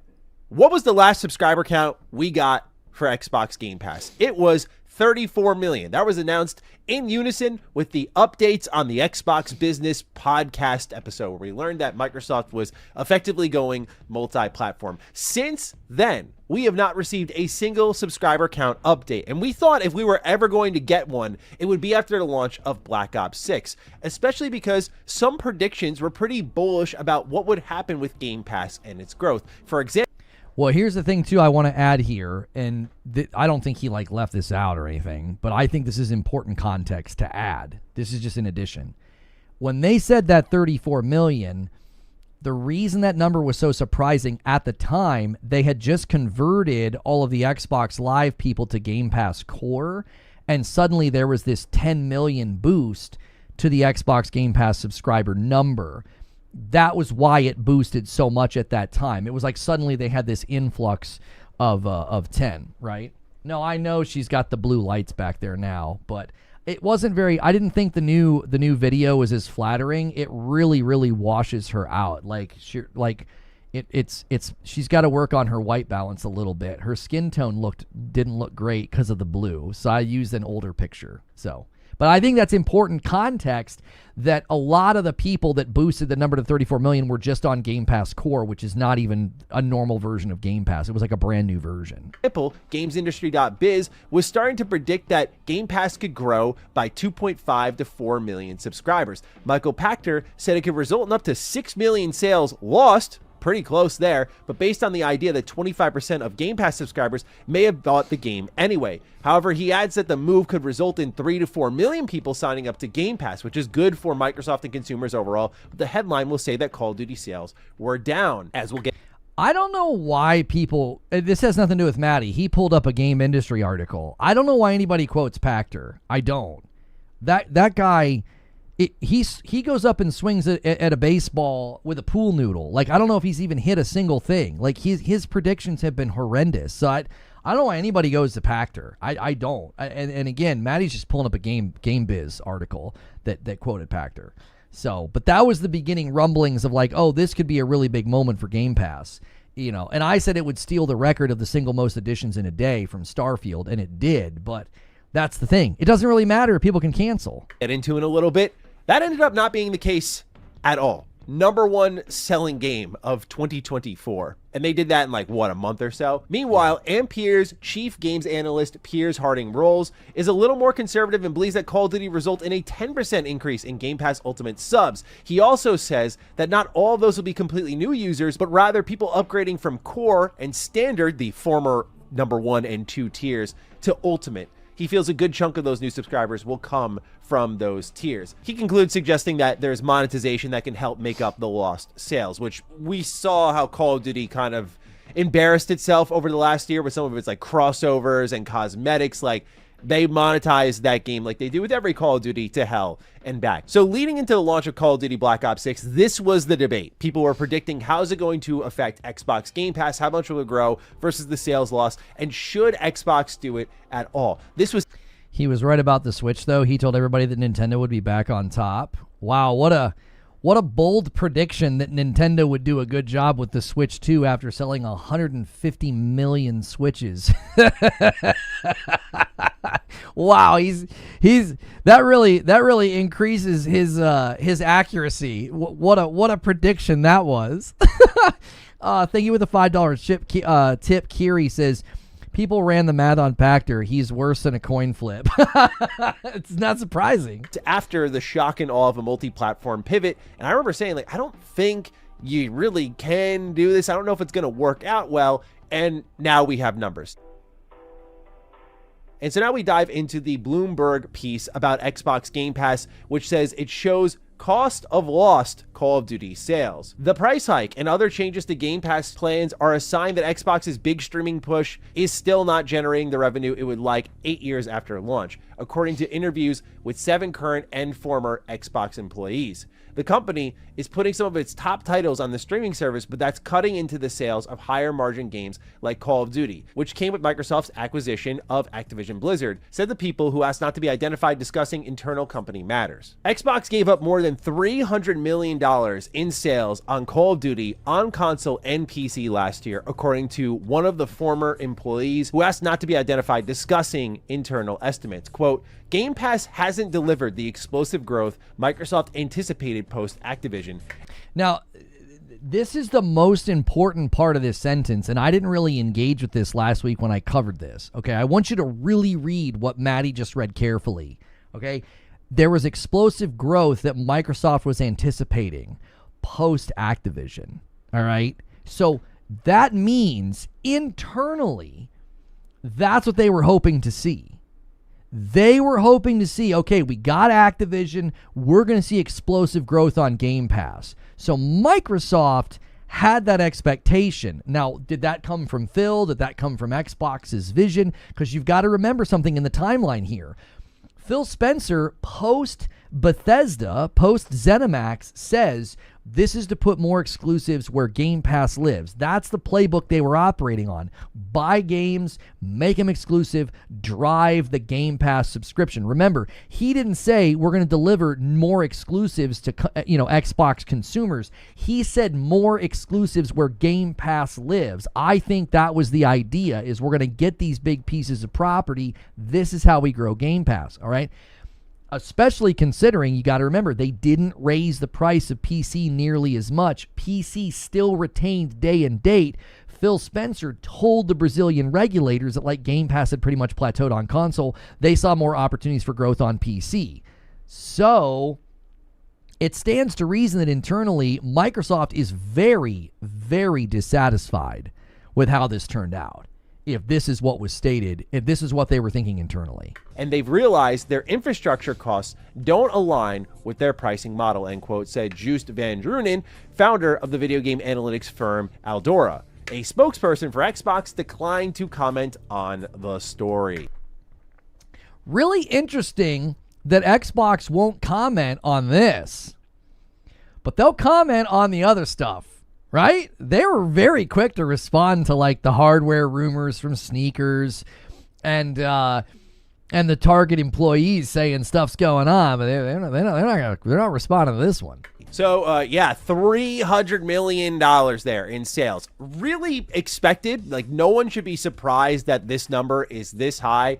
I know this is kind of dirty math, given that like there's different versions of Call of Duty. There was upgrade paths that if you were subscribed to Game Pass, you could buy like a $30 version that would get you in. So roughly we're talking like 4+ million copies sold that they just missed out on. And what we've seen with Xbox's dramatic success going into a third-party publishing role is this full circle moment I talked about in our last video, where they're recognizing like, oh, we tried to train people to just play games through a subscription service, lost a lot of money trying to make that subscription service relevant. And the reality is that priority one in a gaming business should be selling the game, not offering a service that rents it. I think that's a good compliment to the business model, and I do appreciate day one games. But the fact that Activision has not delivered explosive growth is perhaps the more concerning part. We saw how much money Xbox spent on Activision to get them in with some of the biggest IP on the planet, including, again, Here's where I don't know if I agree with the way he phrased that. He says, it's worrying that Activision didn't deliver the explosive growth. I would flip that around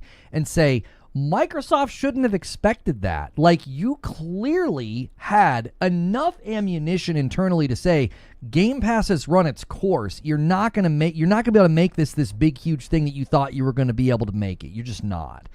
And then the idea that like Activision was going to deliver it, I would put that on Microsoft. That should not have been the expectation of this acquisition. Best-selling game of every year. One of the reasons that I was pretty against the idea of Call of Duty entering Game Pass was simply this: if it ain't broken, don't fix it. But this is what Microsoft does. Think about What they did. Okay, no, so he's turning a little bit here. I agree with him to take his attention to Microsoft, because I think that's the problem. That's been the problem for the longest time. It would like Skype as a great example, right? You buy something that people are enjoying, you gradually water it down, destroy it, the competition beats you out, you give up on it, and you don't blame yourself. Call of Duty is the top-selling game every year, except when Hogwarts Legacy came out. And if that's like your ratio, like, oh, we sometimes are defeated by like incredibly popular video games, you have a pretty good thing going for yourself. It's a well-oiled machine. You have 3 developers you rotate through. You have the complete infrastructure of support studios. Like, you have inherited a gold mine.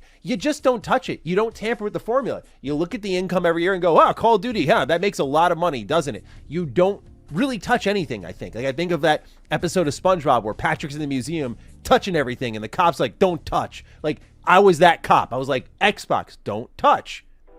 All right, so here's the thing. He's so right. Like, you could even go deeper than what he just said there.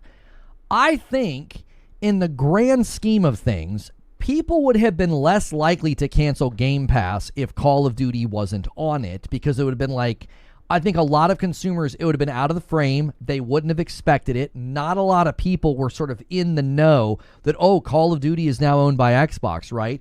If you would have kept Call of Duty off of Game Pass, it would have caused negative blowback, but it wouldn't have been as bad as raising your price.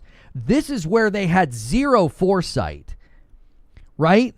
They had zero foresight into what they were doing. It was like, if you do this and it doesn't work, you're going to have to raise the price of Game Pass, and then that's going to drive people away more than just not putting Call of Duty, right? Thank you for upgrading to Member Plus, Patrick.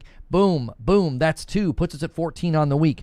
I haven't had to gift a single member yet, guys. We're an hour and a half into the week, and we haven't hit the first 25 yet. Let's get it going. Do your renewals, do your gifts, do the thing, man. And make sure you're hitting like. Try to get us to 300 likes. So, like, there is so many layers to the ineptitude here. It's like, you guys could have taken that on the chin. It would have been a lot easier to wear that, to be like, no, we're not putting Call of Duty on Game Pass. Yes, you would have been questioned on it. Yes, you would have had to explain it in some weird corpo PR spin. But it would have been very, very different than having to say, yeah, Ultimate's now 50% more expensive. Oh, and we have to move day and date to Ultimate. Like, they did all of that last year. And a gifted member comes in from Patrick, setting us up to be a 10 bomb away, and another one comes in from Smooth Jazz on a renewal, putting it 16. Thank you for the unbiased coverage all these years. Thank you so much, Smooth Jazz, for 29 months on a Member Plus. So to me, I think they blundered this so significantly, because if they would have just not put COD on Game Pass, they could have weathered that storm a lot better than the price hike that they just had to do, and that massive loss of revenue. What an enormous gamble that they lost. They touch Call of Duty, and as we see here, $300 million in sales lost, which is resulting in the aggressive Game Pass shift. They're losing money, which is what we were all asking since day one games became a thing.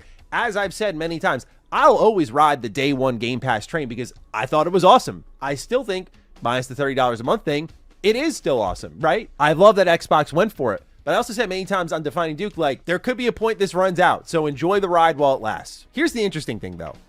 If he said that historically, that is, I think, the right attitude. Like, Yelgler was in here last week saying that was his posture, was, I knew this train was going to run out of gas one day. I saved a bunch of money all these years. Now I'm going to start building a library, on Steam or PlayStation or something. Like, basically, like, I got while the getting was good, and, jigs up. It's too expensive now. I saved a bunch of money. Like, I told people that the other day. I was like, you're kind of in a great position if you've never touched PlayStation, because the backlog of their first-party games is incredible on PS5 right now, and Steam is such a great place to build a library. The way Steam treats the consumer is wonderful. Like, you kind of are in a great position if that's been your posture. If you were ride or die and you really thought this was going to be something you could do into the future in perpetuity, then I understand people being very upset and very angry, which is something I always try to warn about, is like, This is not sustainable. So many of us said this was not sustainable as a business model. It was just too expensive, especially when the emails leaked. Like, the amount of money they would have to pay a third-party company to put their stuff on Game Pass was so insanely high. Then you add, in addition to that, all the production costs of the companies they now own. The layoffs and studio closure in first quarter of next year is probably going to be pretty staggering again, given what we've heard. This article frames it in a way where it's like Call of Duty failed because of Game Pass. We don't know that for sure, and it's really hard to argue it failed when you look at some of the things that not only Microsoft is saying, but just raw sales numbers and statistics here. Okay, let's start off with this one. Call of Duty Black Ops 6 was marked as the biggest Call of Duty launch ever. Okay. I can't remember what he says here, so I'm going to weigh on this now, and I'm going to see what Matty says. My frustration with this biggest Call of Duty launch ever is they were counting every single person that was logging into Call of Duty HQ, which means everybody that played Warzone that day counted, and then oh yeah, Black Ops 6 was the biggest launch ever. This was a very, very misleading data point that they kept touting and trotting out there, and it's because of how they track, DAUs, daily active users on COD now. You all go through COD HQ. So this was really, really misleading as a stat. Like, I don't think Matty's logic is wrong that Black Ops 6 was enormous and sold really well, and you can't blame, like, Call of Duty didn't fail because of Game Pass. Game Pass just didn't make the money back that they needed to make back to justify putting it on Game Pass. That's why the price hike is happening. But this stat that they kept touting was extremely misleading. It really, really was. And sets a new single-day Game Pass sub record. Microsoft CEO Satya Nadella says Call of Duty Black Ops 6 was the biggest Call of Duty release ever, setting new day one and opening weekend records as sales on PlayStation and Steam jumped 60% compared to Modern Warfare 3 in 2023, which, hey, let me just pause for a second here. That's not saying much. That game was awful, but let's continue on. Game Pass also benefited from Call of Duty's release, setting a new record for the amount of new subscribers in a single day. Call of Duty Black Ops 6 launched last week saw stronger concurrence on Steam that outperformed Modern Warfare 2 and 3. Yeah, that last part, sorry, Matty, I'm not trying to make you look silly. That last part, again, it's every single person opening up COD HQ is counting in that number. So anybody booting up the COD HQ for Warzone is counting, okay? Yes, the sales jumped 60%. I think Matty was great to push back on that. Like, MW3, really? Like, come on. And Black Ops pulls in comparison to, like, MW3, which MW3 was supposed to be DLC anyway. Game Pass benefited from having the largest amount of subscribers in a single day. We all kind of knew that was going to happen. Starfield was holding the record. There was no way you were going to compete with Call of Duty. If you guys have not hit the like button yet, try to get me to 300 likes really quickly. We need 50 more likes. YouTube, let's make sure we're hitting that thumbs up. This makes sense. Black Ops 6 was a really strong Call of Duty entry. They overhauled the movement. Campaign was great. Multiplayer was pretty solid. Zombies was solid. Like, it just hit all the marks. Like, Xbox had kind of the perfect game to do the test within. Like, this is Call of Duty at its best. It's most fresh, it's most new, but also true to itself. Like, everyone was on board. Positivity for the game was really strong, unlike this year's Call of Duty, where it would be, I guess, a less favorable sample size. And so the results were there. Best player count in Call of Duty history ever. Even if Xbox isn't giving us numbers on that, we know the numbers Call of Duty puts up is astronomical. So having the best Call of Duty launch ever, even if it is just accounting for overall players, is still pretty substantial in my opinion. But we'll get into, I think, more money-focused stats in a second here. But what we got here is Nadella announcing the results during today's Microsoft earnings, which as usual focused heavily on the company's AI and cloud-based initiatives. According to Microsoft, Activision Blizzard helped drive a 43% rise in gaming revenue, while Xbox content and services grew 61%, which would include something like Game Pass. Meanwhile, as we can see, the tail of the tape, hardware dropped 29% at the time of Black Ops 6 launch. So what we've got here is Call of Duty lost $300 million in sales, but there's Microsoft out there saying like, hey, best Call of Duty launch ever. It's doing really good for us. And sales don't lie. You look at the December sales, Call of Duty led the charge. Not only that, but according to Matt Piscatella, Call of Duty Black Ops 6 finished as both the best-selling premium video game of December and the 2024 year. Call of Duty was the best-selling video game franchise in the United States, full game dollar sales, excluding add-on content, for a record 16th consecutive year. Now, the crazy... this is the crazy part about this stat, right? I can't remember if Matty's going to get into this and say something similar to what I'm about to say, but the fact that they lost $300 million in sales putting it on Game Pass, and it was still the best-selling game of December and the year. Like, that's how monolithic Call of Duty is. Just such a big game that even when they lose that much money, they're still the number one game. That's insane. So in a year where Call of Duty lost $300 million in sales, it was still the best-selling video game of the year while on Game Pass, and resulted in the biggest single-day growth, which, by the way, the last time we heard that statement was when Starfield came out. Starfield ends up in the...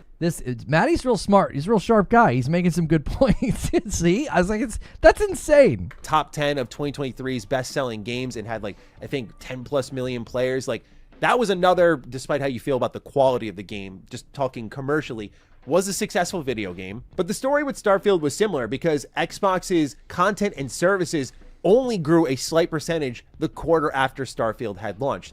Even though Starfield was a tremendous success, it did not move the needle, which was why we knew Xbox was going after Activision Blizzard, because when we saw that stats, we went, oh, Xbox Game Studios isn't moving the needle. So they invest heavily in Activision, and they try to get them to move the needle. And now we're seeing that can't move the needle. So the problem isn't really anything other than people aren't buying into Game Pass because, A, people don't play that many video games. A lot of us play a lot of video games, but not that much. And especially at the price of $30 a month, you just can't warrant that. Like, it's not the forget it type money that you want to be spending on a subscription service where you're like, oh, $10, $15 even. It's like, you see it leave your bank account. You're like, all right, I'm subscribed to that. But it's not like changing a situation type money. Like, you can go out and do something with $30 a month, $300+ a year. Like, you can spend that money elsewhere. It's money you have to think about. So ultimately, I see two things here. One, the Game Pass experiment has failed.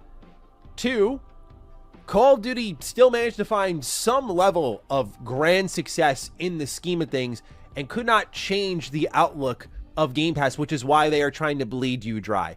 This is the acceptance stage of Game Pass is not making enough money. Even with the biggest swing we could have imaginably taken, the best-selling game of last year was in Game Pass. It was a highly desired game. It did not drive our subscriber count up enough. We need to jack up the price so that even when millions of people are leaving, those who are staying and paying $30 a month make up that difference. That's how we get here and now. Yeah, I think excuse me. I think Matty's dead on. The Game Pass experiment has failed. Like, the ship has sailed. Because, and I think we said this very many times, that Starfield was potentially the straw that broke the camel's back. And if it wasn't, then Call of Duty definitely was. Because I was told in my phone call conversation with Tim Dog that Phil Spencer basically fought to get caught on Game Pass. He fought with Microsoft. And I told you guys that was what happened. I said, listen, my theory is that Phil was like, listen, we have got to do this. You're going to absolutely gut our entire identity. We will have nothing left if we spend this amount of money and we don't put Call of Duty on Game Pass, okay? He wins that battle, okay? That was not a great battle to win. It wasn't. That was not a great battle to win, because now you have really painted yourself into a corner financially. I said last year when they announced this, I said Microsoft will fiscally analyze this choice, and I don't think they're going to like what they find. They're not. They're going to be like, are you absolutely kidding me? You took one of our most profitable, most in-demand products in the market of gaming, not just in their portfolio, but in the market of gaming, and you put it on a subservice and you lost us hundreds of millions of dollars. We are absolutely pulling the ripcord on so many things now. Like, that was a detrimental result. And a 5-bomb comes in from Siriu and bumps the line to 21. We are almost to 25. Thank you guys so much for being here and watching. If you're enjoying the content, hit the like button. Consider supporting the channel with a membership or a sub. It does help me do this full time. Let's keep watching Matty. What it also shows me is that Xbox is still making a lot of money while giving you less, despite them telling you they're giving you more. Thank you for the $5 super chat, Siri. I appreciate that. Jim Ryan was trying to save them. Well, I remember Jim Ryan said there would be closures, exodus, and talent loss in the wake of this. Like he said there would be ramifications from an acquisition of this size that would ripple out for years. For example, Microsoft just confirmed in a statement to IGN that they did in fact remove the DLC discount. This wasn't like an error like some people were theorizing. As you can see, they say here, this is not specific to any one game and reflects all games and DLC purchases. Instead, the discount on the purchase, Ultimate and Premium subscribers will earn 10% and 5% respectively in points when purchasing select games and add-ons from the Game Pass library. Ultimate members continue to have a 20% discount on select games from the Game Pass library. On top of that, all reward members will earn points when shopping games and add-ons in the store, while Premium and Ultimate subscribers will earn even more, 2 times and 4 times respectively. See more details on the Game Pass reward program here.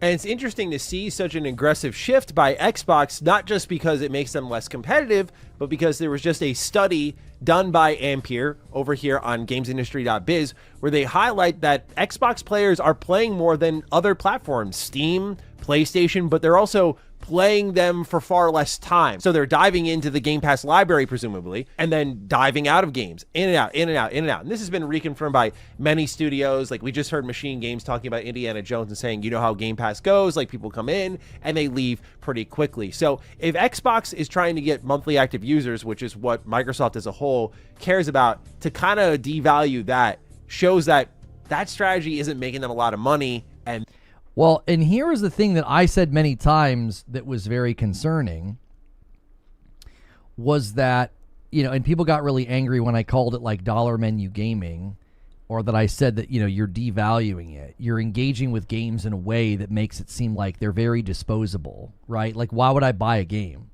I play a game for 5 minutes and I throw it over my shoulder. I said very many times they could pivot and start to foster a culture of purchase by having people get access to game trials. And if you like the game, you can buy it. I said that they should do that with indie titles. I remember doing that in the Xbox Arcade on the 360 with my wife. We were trying out demos all the time. We did it with Crimson Alliance. We did it with Gatling Gears. There were plenty of games that we tried, liked, and bought. And unfortunately, Xbox burned the candle from both ends because they fostered an ecosystem of people that thought, well, why would I bother purchasing games, which is where the bulk of the money in the industry comes from, that and microtransactions. Why would I buy games, right? You're fostering that culture. You're also fostering a culture of people that are like, yeah, I just kind of sample games like I'm at a buffet.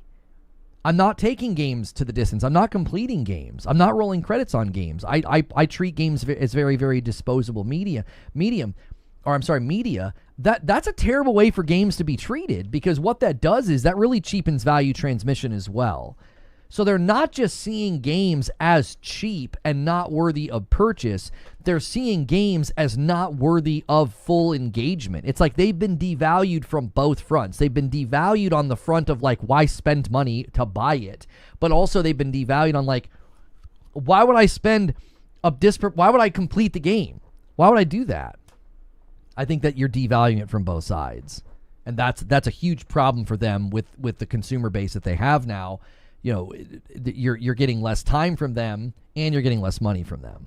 They clearly need to start selling video games. Again, when they look at how well things are selling for their games on other platforms, it probably makes them think, hey, what if we could do that over here? And just like Xbox Live Gold, where they tried to jack up the price of that 4 years ago, remember that? Just try to get as much out of it before they eventually sunset it. So that's what's going on with Game Pass, man.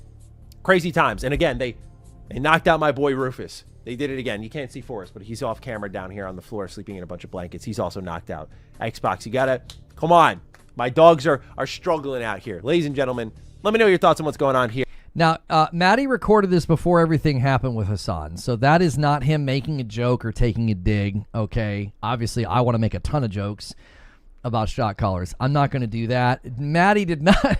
Matty recorded this before all that happened. It's unfortunate that he decided to include it in his video in the wake of everything that has happened with Hassan. But that was not a dig. This video predates that event. Here with Xbox, I'm looking forward to reading. Other than that, take excellent care of yourselves, and I'll see you in the next one. Stay sexy, stay active. I love you all. Peace. He's so handsome and so polite. Guys, be sure to support the original video. The link is below. We're going to switch to the Laura Fryer video now. I've got a smattering of videos for you this morning, and I wanted to let her weigh in on the situation. She's become kind of a killer out here, and we love Laura Fryer. So be sure to check out her content as well and her channel.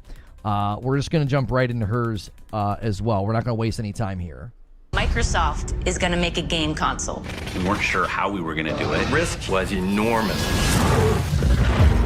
Microsoft was this dominant company of the era, but success or even survival was anything but preordained. We started to ship quality games. And at the same time, we weren't doing anything in the console space. When Xbox started, I was skeptical.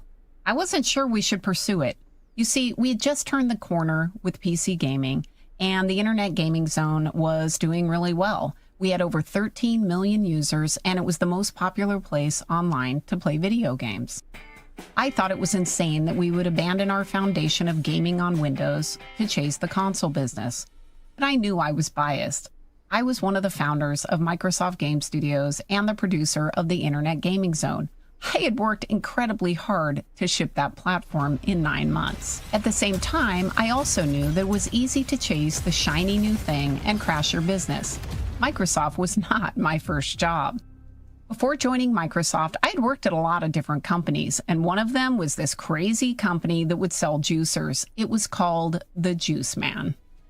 The company didn't last because the leadership destroyed it with what seemed like a simple change, moving their business into the retail market. Our original business model was running an infomercial on TV and then talking with the potential customers on the phone to close the sale. Part of what we were selling was a lifestyle. People would call us on the phone. They'd ask. Have you ever seen any of the stats on like infomercials back then and how effective they were? Like, it's crazy if you've ever seen any of the talks about like infomercials were crazy. They were crazy effective. So we almost have 300 likes, guys. Thanks so much for hitting that like button. Ask us what our favorite recipes were. We'd talk about juicing and getting healthy. It was a high-touch engagement. When we went to retail, that high touch went away. People would see our more expensive juicer next to a cheaper one, and we'd lose. I took my whole family on long trips like this. Well, wow, man. Where's your family now, Jay? They're all dead. I outlived them all. That's the beauty of the juice weasel. Wow, that's incredible. Whenever you want to make a big change in your strategy, you've got to ask what it's going to do to the business. What problem are you trying to solve? You shouldn't remove the fence before you know why it's there. And this is one of the challenges I think Xbox is facing right now. I'm not sure that their leadership understands what makes Xbox great. I'm not sure they're listening to their fans. They keep doubling down on decisions that make it clear that they've been in a bubble and that all of this feedback doesn't seem to reach them anymore. Laura, if you ever watch this for whatever reason, if somebody throws you this clip or this timestamp, your noise gate's acting up. You need the microphone, that Shure microphone's got to be angled a little bit more toward your mouth, and her noise gate's acting up like it's cutting off some of her words. I don't know if she knows that or not. Like, little audio tip there. The microphone is a wonderful microphone, but you got to position it right, and the noise gate's messing up. Thank you, James, for 41 months and a member plus. I've had a lot of people help me with my microphone over the years. I had mine set up completely wrong for the longest time, so sometimes you can make a slight change and it'll fix stuff like that. Hey everyone, Xbox Game Pass is getting an upgrade. We've listened to your feedback, and now you have even more freedom to choose how you play the games you want. People were pretty upset about this video, but in fairness, they got it right. I mean, they did give their fans the freedom to choose, and they have. They've left. Not one fan asked for their Game Pass price to be raised by 50%, or for the price of the Xbox to go up by 30%. And this tone-deaf video is further confirmation that the bubble at Xbox is real. Oh, sorry, I didn't read your resub, James. James said Bowflex and Billy Mays ads were everywhere. Yeah, they were. Billy Mays was the man. Leadership doesn't understand what made them great. That yes-man culture that took over in 2008 has only gotten worse. And this is the result. A crazy price increase for their fans after announcing that Game Pass had made $5 billion. This is why the dialogue around Game Pass is so infuriating. like people insisting for years that it's profitable because they say it's profitable. I'm really curious what those people think now. Excuse me. Like, what do you think now? You kept insisting it was profitable because they told you it was profitable. Well, if it's profitable and they're making so much money, well, they shouldn't have to adjust pricing. They should just be able to keep going. This strategy used to work. It used to be that in the 80s and the arcade days, this is pretty much what they were charging. My husband would take his $1 that he was supposed to be spending on his lunch, and instead of eating, he would go down to the arcade and he would play Pac-Man and Tempest. It wasn't a great deal, but it was the only deal in town. And that isn't the case anymore. Gamers have a lot of choice today. They can spend as much or as little as they can afford or desire to spend. Thank you so much for telling me. I paused them, Wilbur and Diablo. And Splataw with 13 months over there on Purple. We're going to slow walk this to 25. Slow start to the week on the member count. Make sure you're checking your renewals and your primes. For over 20 years, Xbox was built around a very particular fence, the console. And it wasn't just a piece of hardware. It was the anchor. It was the anchor and the system that locked in loyalty. You had dedicated hardware which created lock-in. With Xbox Anywhere, that no longer exists. You had first-party exclusives like Halo, Gears of War. They drove identity. With no more exclusives, this is gone. Xbox Live turned multiplayer gaming into a hangout for your friends. Nice one. Hey, we make a hell of a team. When you moved out of your dorm room, your friends were still there for their Halo LAN party on Friday. It created a place to play games together, forever locking in loyalty. And Xbox courted developer opinion. They incorporated it into their ecosystem and rewarded third-party publishers and developers. It was a true partnership. Xbox wasn't created to sell hardware. It was about creating a closed loop where Xbox owned the customer relationship and the developer relationship. See, I think a lot of people misunderstand like where she's coming from with a lot of these criticisms. Thank you so much, Ray, for rating us over here on Purple, bringing your viewers over. I appreciate that. Ray Shaughnessy, guys, make sure and check out their channel. If they talk in chat, you should be able to click on their name. I don't think people really understand, like, she's an OG, man. She was there in the beginning. Like, you'll see her in these interviews. You'll see pictures of her. She's been around for a very, very long time. And, you know, her criticism comes from seeing a massive shift and change in what worked. And now, you know, the concern would be it's not going to work. It's going to go in a completely different direction, and you're going to lose that. She's super talented. Yeah, I remember I found her when she only had like 15,000 subscribers, and I was like, man, she is great. One of her earliest videos, I don't even remember what it was about. I remember watching it. She's done a phenomenal job. She's really done very well in this space, and you can tell like she's not trying to be some content creator. You know, she's got a nice microphone. She's getting some lights. Like, you know, she's been upgrading. I think she upgraded her camera as well, but I don't think she's out here trying to be like some big content creator, and she's blowing folks like me out of the water. Like she blew past me, you know, in sub count. Like, good for her. She's gonna get that freaking plaque, you know. She's gonna get that 100K plaque. I think it's because she brings expertise and she brings calm, logical thinking, and I think that's what people like. People want that knowledge, the expertise, as well as just like, you know, some concrete good analysis. It was bigger than just one product. By controlling the full stack, the hardware, the operating system, the exclusive content, it gave them the ability to set the rules for players, publishers, and partners. And it worked. It created cultural identity. Xbox wasn't just a brand. It was a lifestyle. It was a point of view. It was innovation and core gaming. It was cool. And the identity wasn't built through slogans. It came from focus. It was real, and it drove ecosystem loyalty. Players didn't just buy games. They built their identity and friendships around the brand. And the more time they spent inside the system, the harder it became to leave. Lono, that Game Pass take is so out of touch. What Game Pass take? Did she say something or did I say something? You got to specify what you're disagreeing with. I don't know what you're disagreeing with. Something like that in my life. It was genuinely a pop culture event, and I don't say that lightly. 7,000 stores are opening on midnight. They've been waiting a long time for this. They were chanting, Halo 2. Halo 2! Halo 2! Just felt like something new was going to happen in entertainment. Not in. Sadly, she's been labeled a pony channel on the internet. She's not been labeled a pony channel on the internet. She's been labeled a pony channel by people who can't deal with her facts, and their little circle is shrinking. So let them name call. Anymore. Now there's no reason to stay. This is an Xbox is destroying all of the brand value built over the years. It was meant to be an inclusive message where everyone is welcome, but it ended up hollowing out the brand because if everything is an Xbox, then nothing really is.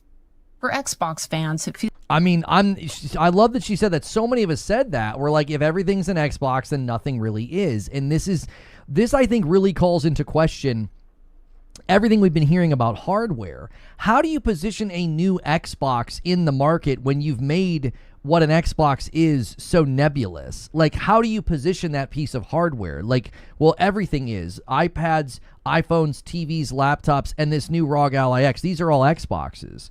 Positioning that in the market, I think, is going to be very difficult to have it be strong with draw and demand.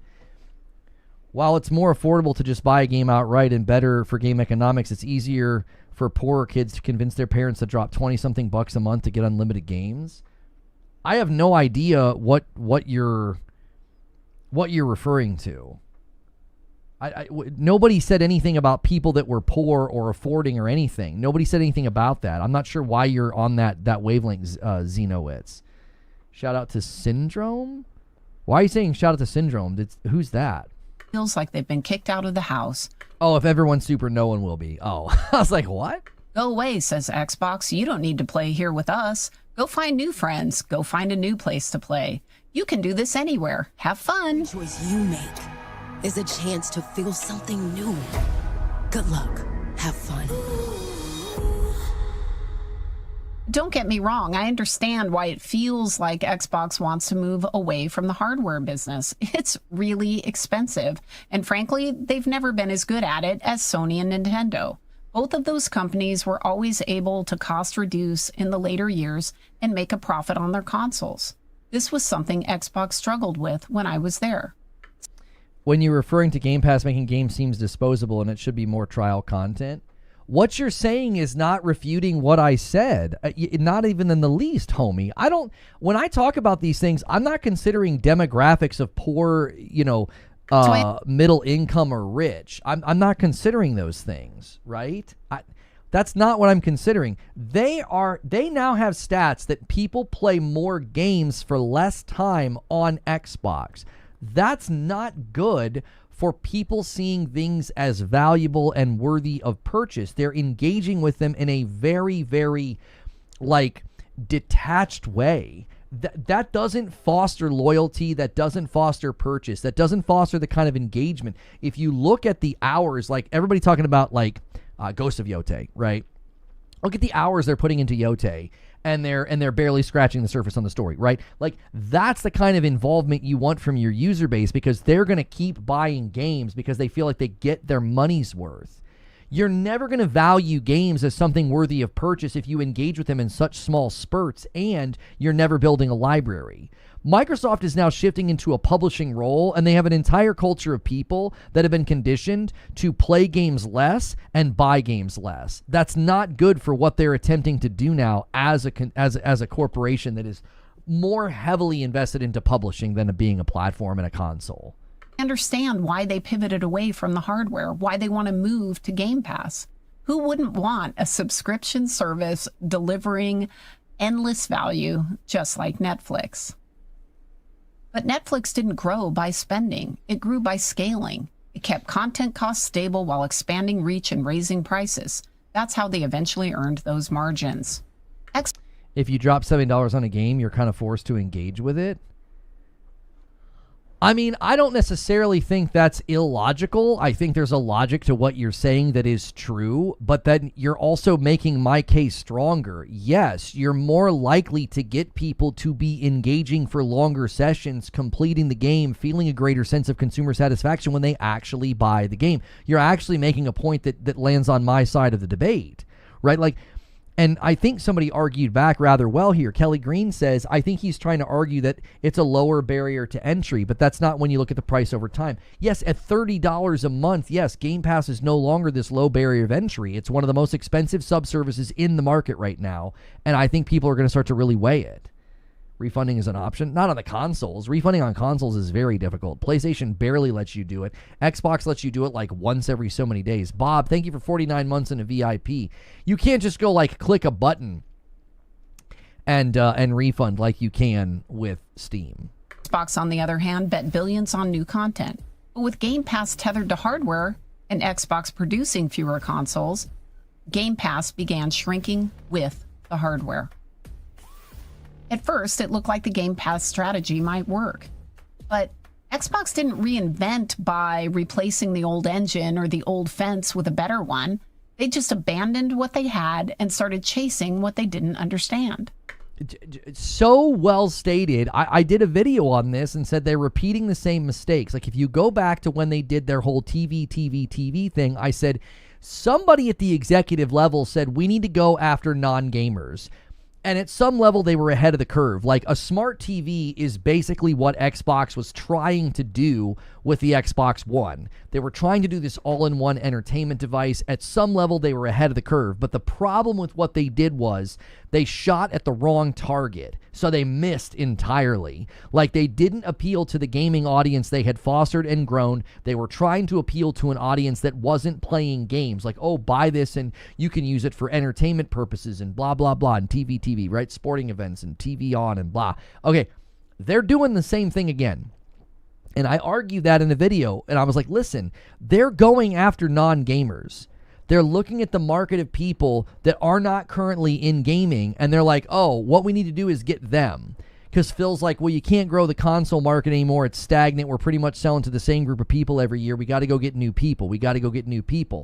I got news for you. Non-gamers are not going to suddenly become gamers with $30 Game Pass and cloud through their TV where they got to go get a controller. Like, you want to talk about a complete misfire. You are not going to get a bunch of new users from this approach. I've said this many, many times. I don't think there's a bunch of non-gamers that are going to suddenly start jumping in and being gamers because, well, I can game through my TV now, especially with the Game Pass price hike. Your entire brand and now your subservice are stigmatized in the market, and that's your way of getting people to jump into your ecosystem. That's how you're going to grow your user base. Dear Lord, they're in for a rude awakening. And sadly, it's not like they can rely on their games to solve this problem. Unlike the Netflix model, Xbox hasn't been able to keep content costs stable. Their leadership seems to have forgotten how to make games at scale, and this has led to many layoffs and cancellations. Don't get me wrong, there are good game developers at Xbox, but when you have leadership that doesn't understand or care to cater to the fans of the Xbox brand, how can they understand what you're trying to build? I know that many of them don't love this weekly Xbox drama, they just want to make games. With this latest increase to game... This has been a concern that I've had for a long, long time, and I get called a pony and that I'm fear-mongering or whatever the frick. Listen to me. I have grave concerns about every studio underneath their ownership. They are all on the chopping block right now. They better hope they're still open by the end of next year because Microsoft's got the sickle out, man. I do not think Microsoft is interested in keeping all these studios and all this property. It's very, very expensive. It is absolutely not pushing the profit that they're going to want to see for returns on this. Also, with the way that they handle contracts, Digital Foundry just talked about this recently with the situation with the Halo guy that left and how it is really concerning that you're going to see this attitude of like, who wants to work at a studio underneath Microsoft? Nobody's going to want to do it. They're acidic to creative process because of what they did to 343, what they did to Halo Infinite. And everybody always wanted to blame the devs. The quicker you stop blaming the devs and you start seeing that Microsoft's the problem here, you're going to really, really understand why a lot of us are concerned about the property and studios beneath Microsoft's ownership right now, because they are looking at this as pure dollars and cents, zeros and ones, P&L. They are not looking at anything else right now. And when you lose the amount of money they lost putting COD on Game Pass, they're going to find other ways to extract those pounds of flesh from their bottom line. And it's going to come from studios, and it's going to come from projects that that are just never going to see the light of day. I believe it. I believe next year is going to be another list of closed studios and canceled projects. Xbox threw away one of their last advantages. They were the best deal in gaming. You had access to 100+ titles, day one AAA drops for years. With these price hikes, it feels like a betrayal, like greed over gaming. They've even lost the ever-present support of loyal press like Ryan. While I recognize that this Xbox console generation isn't over yet... Wait, hang on. While I recognize... What did she say? With these price hikes, it feels like a betrayal, like greed over gaming. They've even lost the ever-present support of loyal press like Ryan. While I really want you to hear the words she chose there. I think she chose those words very carefully. That's all I'm going to say.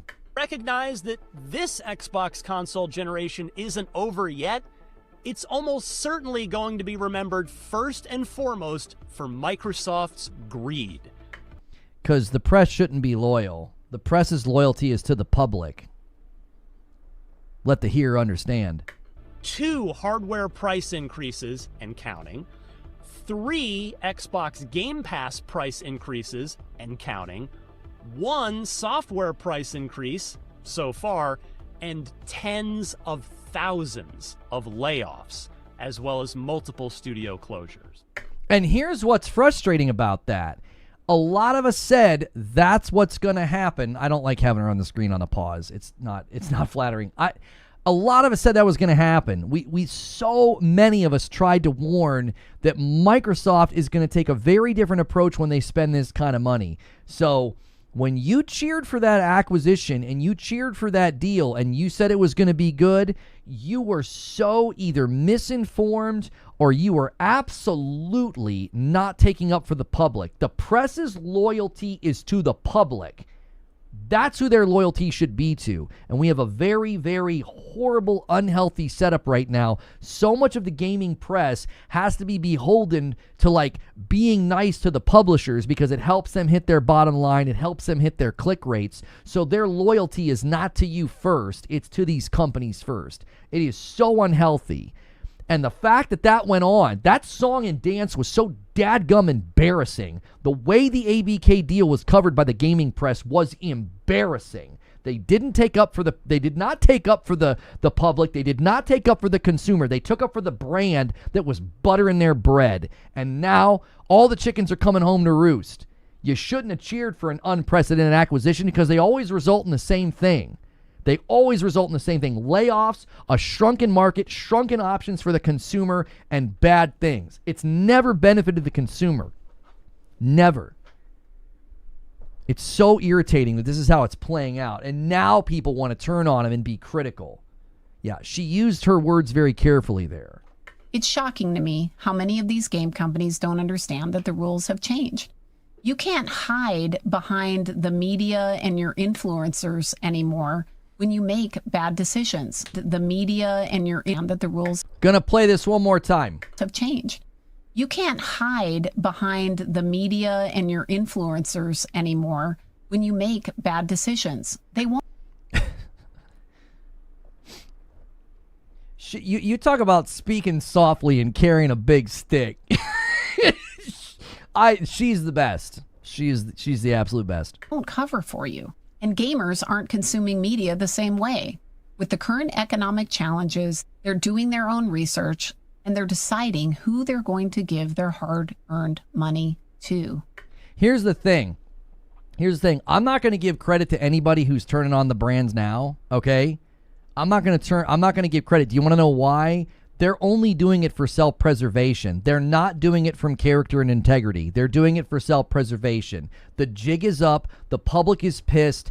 and they are changing their tune for self-preservation. It has nothing to do with coming from a place of truth and facts and investigative integrity. It is all about self-preservation. So I don't give any credit to anybody who's suddenly turning on the brands now after playing PR mouthpiece for all these years. I'm not calling anybody out. I'm not calling anybody names. I'm just saying you don't get flowers for suddenly being like, oh yeah, now it's time to turn on the brand and turn critical. Yeah, it's because the public is too angry for you to do anything else. And they're smart. They recognize that the Xbox ROG Ally selling out on the Xbox site doesn't necessarily reflect excitement for the product. It could be due to limited hardware availability. Was it truly hype for Xbox, or simply a lack of units at launch? I believe all of these changes and drama will harm Microsoft's brand as well. When we launched Xbox, Microsoft wasn't a beloved company. The antitrust case with the U.S. Department of Justice was a PR disaster. Game developers were salty because DirectX had overshadowed OpenGL, not because it was better. It got so bad that when I would visit a developer, I stopped carrying any kind of Microsoft-branded laptop bags or wearing any logos. I wanted to avoid the inevitable confrontations about the company. I won't lie, says David. I'm 42. My loyalty was to Xbox since the original. Never owned anything else besides Xbox and Windows. I'm done. Steam and SteamOS from now on. I got rid of everything. Let me be clear about something. If you as the consumer finally got to the breaking point and you turned on Xbox, I don't have a problem with that. I understand holding on. I understand sunk cost fallacy. I understand trusting in their PR, their marketing, their spin, even some of the mouthpieces that made you think it was worth sticking it out with the brand this gen. I get it.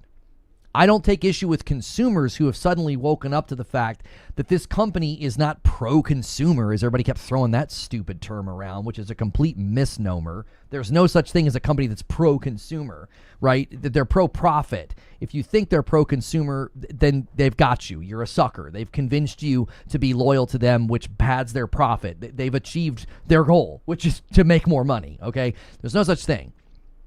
If you've woken up to the fact that this company is not your friend, that this company is not interested in being quote-unquote pro-consumer, if you've woken up to that fact, I don't have any issue with you. I was actually very irritated with how much I felt like consumers were misled the last couple of years. I really was. Like, it's unfortunate that so many people were more interested in staying loyal to the brand and not giving you accurate or thoughtful, information. It was all about cheering for something that ultimately has led to all these problems. Xbox changed that. And Sony, their movies, they're cool. That's her. Look at her. Well, they're awesome. And Microsoft is like, they wear khakis and they're boring and they're Office and they're Windows. And it's like, I can't overstate Xbox's impact on Microsoft's public image. It made the company feel approachable, fun, and less serious. It sparked excitement across the organization. By day, you might debug a printer driver, but by night, you were gaming on a cool console. And that console was made by your company. Amid recent controversies, that advantage is fading. When the source of your cool factor starts to seem greedy, it hurts your ability to attract and retain talent. Well, and the source of your cool factor is going to the other side, right? Like, there's something to be said about that. Like, people want to make fun and mock and jeer and be like, console warriors and exclusives are bad and da-da-da-da-da-da. We all know that it's cool when your team is winning. We all know that it's cool when your team is in the playoffs. And the same thing happens with games. Like, man, that's a cool game, and we've got it. Gears of War, Halo, right? I mean, look at the amount of people that are excited right now and constantly tweeting about Ghosts of Yotei and having a good time with it, right? Like, that creates a cool factor. No matter how many people want to rail against Yotei and claim that it's a flop, right? Like, they're absolutely they're absolutely in for a rude awakening. Game was in the top 15 on a week that it was only out for 3 days. So, like, the dialogue about this, I think, is really, really difficult, as she's saying, to make your platform seem cool if you don't really have a central identity, and even your games are everywhere now. It's like, where's the cool factor?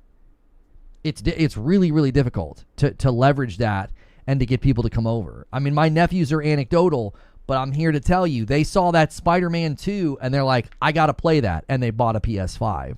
There is something to be said for that. There really is.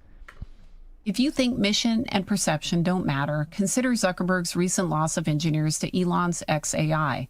Despite offering $250 million and direct access to Zuckerberg, they still left. They passed on life-changing money because XAI's culture and mission resonated with them more deeply. And this is a huge problem for Microsoft going forward, okay? The ramifications of what they have done aren't going to be over for the next 5 or 10 years. Who wants to go work at a studio underneath Microsoft's ownership when you see just record layoffs, record studio closures, canceled projects? You want to go work underneath that? Do you? When you see the autopsy on Halo Infinite and you see that like half the studio was on a contract and walking out the door every 18 months, they have a massive PR problem, not just with consumers, but with talent. Who wants to go work at a studio underneath their ownership right now? That's not going to go away. That stink isn't going to leave the room very quickly. It isn't. Microsoft is an enormous problem for Xbox. I've tried to say this for such a long time. It has such less to do with Phil and Sarah and their their good looks and their nice jackets. You got to look at Microsoft. You have to. And they've created a nightmare scenario for the brand. Nobody's going to want to work for this company right now. And the example she just gave with Zuckerberg is a perfect example of how that works. Culture at these companies matters significantly. And the culture over there's got to just be so constrained. I can't say for sure where this is headed. It appears that Xbox is moving towards cloud gaming and away from hardware. But it also could be that they're just incompetent, that they just don't understand what they're doing and they're trying things. When I used to work at Xbox, I always found it amusing to hear what people outside the company thought about what we were doing. We were often painted as these supervillains. And the reality was, we were just trying to figure things out. We had no idea what we were doing. Young, we had moments where we were like, wait a minute, like, am I the best person to be doing this? It was definitely open to kids making decisions above their pay grade. You had a bunch of passionate people who weren't necessarily 100% the most qualified people to be doing the jobs, running as fast as they can to make this thing happen. Ultimately, whether it's a money grab or mismanagement, the outcome is the same. Xbox and now Microsoft faces a problem. They need to rebuild trust with gamers and fans. I know people on the Xbox team that are still there that were there in the early days. They were there when we built all of this value, and they still understand what made Xbox successful. They can fix this, and I'm rooting for them and wishing them the best. With all of this recent backlash, I just hope that Xbox will take a moment, they'll pause, and they'll listen to these team members. Because at the end of the day, they know what to do because they're listening to you. Microsoft was this dominant company of the era, but success or even survival was anything but preordained. That's a great video from her. Again, I'll have the link below to her video and to Matty's video. If you guys want to support them and support her channel, I mean, she's on her way, man. She's gonna that video is doing well, 83,000 views. She's on her way. She'll probably hit 100,000 subscribers. She might hit it sometime next year. She's doing great. Who is that lady? She used to work at the company. She's definitely somebody you should subscribe to. Her name is Laura Fryer. You can look her up on YouTube. You can throw her a subscription. All right, the other thing I wanted to react to is, I don't think I'm going to react to the second win video, but I do want to react to Jez Corden's article. All right, I like to get a lot of perspectives on these subjects, and Jez seems to be, I think one of the guys that has been consistently critical of choices over the years. You can say what you want to say about some of his tweets. Obviously, he said some things in tweets where it's like, it kind of comes back to bite him. But most of his articles that I have read, I've not read every article he's ever posted, okay? But most of the articles I've read from him, I feel like he's been consistent. He was one of the first people to talk about the fact that they were constraining Series X's, reallocating Series X's for cloud. He was critical of their cloud and their lack of putting things in that were promised. He was critical when Phil Spencer said, we can't out-console Sony. with 11 and 10 out of Starfield. He was on a podcast with Rand, and he was like, you're not even going to try? Why wouldn't you at least try? Like, he was, I think, one of the voices that was saying what many of us had been saying. Now, people are going to say, oh, he's a mouthpiece, blah, blah, blah, blah, blah. In my experience, I don't ever feel like that has been the case. If you think he has, I don't agree, and I don't want to get caught in a firefight of trying to defend or attack anybody. My conclusion has been he has been one of the people willingly to actually be critical, and this article is critical. And this is not the first time he has been critical. I don't think so. He's been critical for a while about Windows Phone, about their cloud, and about their departure from a lot of their core competencies, as it were. So, guys, we are literally one away from me owing you a membership. This has just been teetering on 24 out of 25, so somebody could steal it right now. A bit of a slow start to the week. We need 100 a day to hit the weekly goal, and that unlocks Friday night. Hanging out with my wife, and I will be playing a spooky game this Friday night with you guys. Little Nightmares 3 was not that great. It really wasn't even spooky at all. So, this is his article here. In its quest for infinite money, Xbox is alienating its fans and everything it once was. Will it even be worth it in the end? Microsoft. So he's addressing Microsoft specifically here. Microsoft's quest for new users and new revenue threatens hollowing out everything Xbox once was. Socials are a wasteland. The hate is on a level not seen since 2013. Does Xbox even care? And does it even matter? I think this is the most important part, to set the stage here. Going after the new users and the new revenue has really hollowed out what Xbox was, and I think this is dead on. And this is something that I said when they decided, to go after non-gamers with the whole TV thing. I think that really hurt them. I think that really hurt the brand. And now I think they're doing the same thing, right? I think they're doing the same thing. I think they're going after people that don't presently game, and I think it's backfiring on them in huge ways. He says, if you're an Xbox fan, the past couple of weeks have felt more dire than usual. Let me give you guys a little bit more font size, a little bit easier to read on phones and stuff. There's a meme in the Xbox community which runs along the lines of Xbox is dead, Xbox is back, flipping backwards and forwards as Xbox does positive things and creates positive momentum, then steps on a rake and thwarts everything it built. I will say this, I find that this is commonly the framing rather intentionally, right?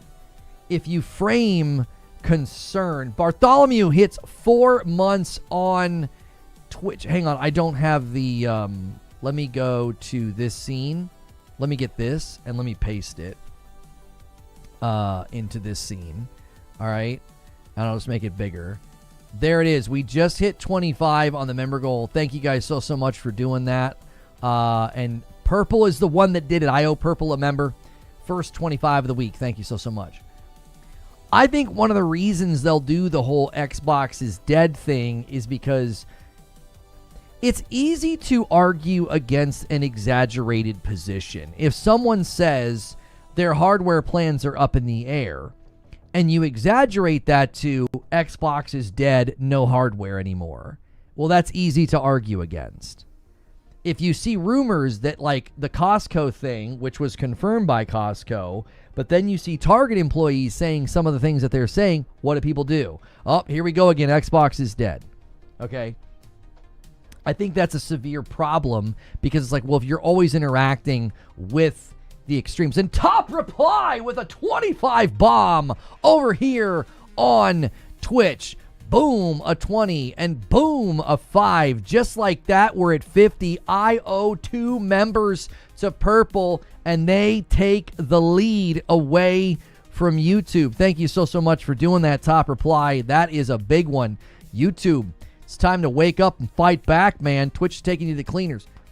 So this is something that I think is by design. I think it's by design. I think there is an intentional effort to always exaggerate the claims against Xbox because those are easier to dismiss. That's what I think.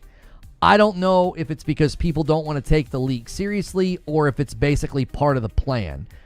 In general, I think some of these outlets are they're running damage control. Some of these people are running damage control. I'm not saying that Jez is. I'm saying that, like, some of these outlets have been doing that. Like, they exaggerate the claims so that they can argue against the claims. It's basically a form of straw man, right? No, probably pay it forward when you can. I appreciate that top reply. Thank you. Okay, Xbox has had some positive things to point to this year. Game Pass arguably had its best content quarter ever before the summer. This is true. The Xbox Game Pass has had one of its best years probably in the history of its existence. 2025 in general has been a landmark year for Xbox content, with more games to play on Series X and S than ever before. The downside, of course, is that the content is now multi-platform, as Xbox has abandoned exclusivity. This would not be an issue if those other platforms were not replete with their own exclusive games, both from first and third-party developers, begging the question, why not simply move to the platform with Xbox games and the other platforms' exclusives?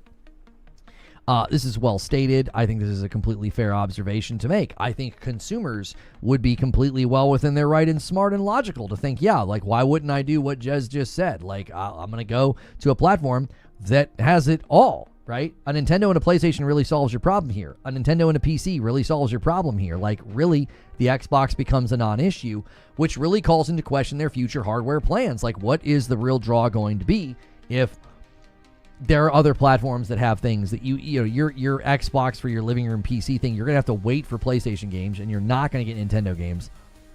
We'll see if there's a strong enough draw for it. I mean, I would like it just to have Steam in my living room, but I don't think I represent the majority of gamers out there. One thing you could point to against that argument is Xbox Game Pass. Despite some price increases, Game Pass earned itself the meme best deal in gaming, which intensified after the sprint of Expedition 33, Blueprints, Doom, Oblivion, and other day one releases. And he's not wrong. I said at the beginning of this year and many times throughout this year that Game Pass was at its strongest. I was like, this is the strongest that it's ever been. And I said, and you got Call of Duty coming. You got a Call of Duty coming. This is a great year to be on Game Pass.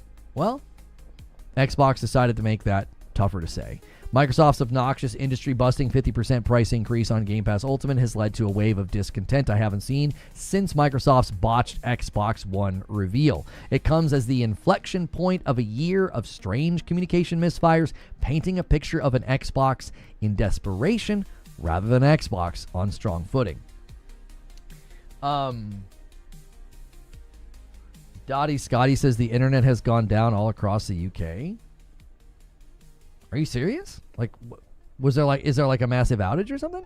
Game Pass price hike and the death of a meme.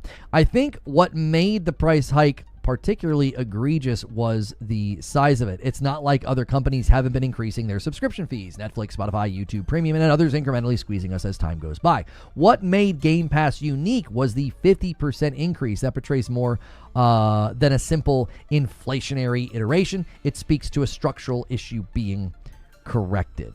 I got guys in my chat right now saying that's not true. They're like, they're in the UK and they're online right now. I think the other thing worthy of note here is that they did this last year right before Call of Duty, and they're doing it again right before Call of Duty. I really think you've got to have that context in the room as well. I really do. You got to have that context in the room. It's so manipulative, right? Thousands of Vodafone customers have been hit by an outage. Oh, looks like Vodafone's having trouble in the UK. Microsoft tried to commit to an $80 price base for its upcoming AAA games over the summer, which would have started with The Outer Worlds 2. It backpedaled following the backlash, however, with even internal studios voicing concerns about it. I figure Game Pass price increase is at least particular response to the projected lost revenue from the backpedal, but many, myself included, pointed to Call of Duty as a point of blame for the price increase. Hang on, he says, myself included.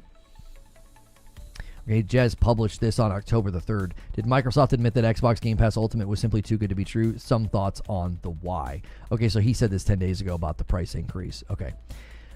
Call of Duty is monstrously expensive to develop, and giving it away for free, in quotations, via the $20 Xbox Game Pass subscription on paper hurts both business models. I speculated that Microsoft's member-weighted value formula that it uses to refund first-party budgets out of the Game Pass profits might have been eating into its content fund for new games. New games are crucial to prevent churn, unsubscribes. So it's, new games help people to not unsubscribe because you're like, oh, I'm getting new stuff. I don't want to lose all this new stuff, right? If Call of Duty is vacuuming up all the funds via cannibalized retail sales charges, Xbox Game Pass was at risk of becoming the Call of Duty subscription with little else. But this is hugely giving Xbox the benefit of the doubt. When you look at Microsoft's overall financials, it's hard to assume it's anything other than simple greed. I actually kind of agree that I think the simplistic view here that it's just greed, I think that analysis is extremely lacking. I think there's zero analysis there. You're like, yeah, it's just greed. It's like, well, hang on a minute. Every company is motivated by constantly increasing profit. Every company is running on that engine. That's not unique to Microsoft, okay? This is not a unique problem that the issue is oh, they're greedy. It's like, here's the deal. Every company is going to do the same thing. Every company is going to maximize what they're making from their subservice, what they're making from their games, their profits, their platforms, whatever. I think the issue is they set themselves up in such a way where operational costs demanded this. That was the issue with this acquisition. It's it's not about greed. It's that you literally put yourself into a position where you don't really have much of a choice operationally.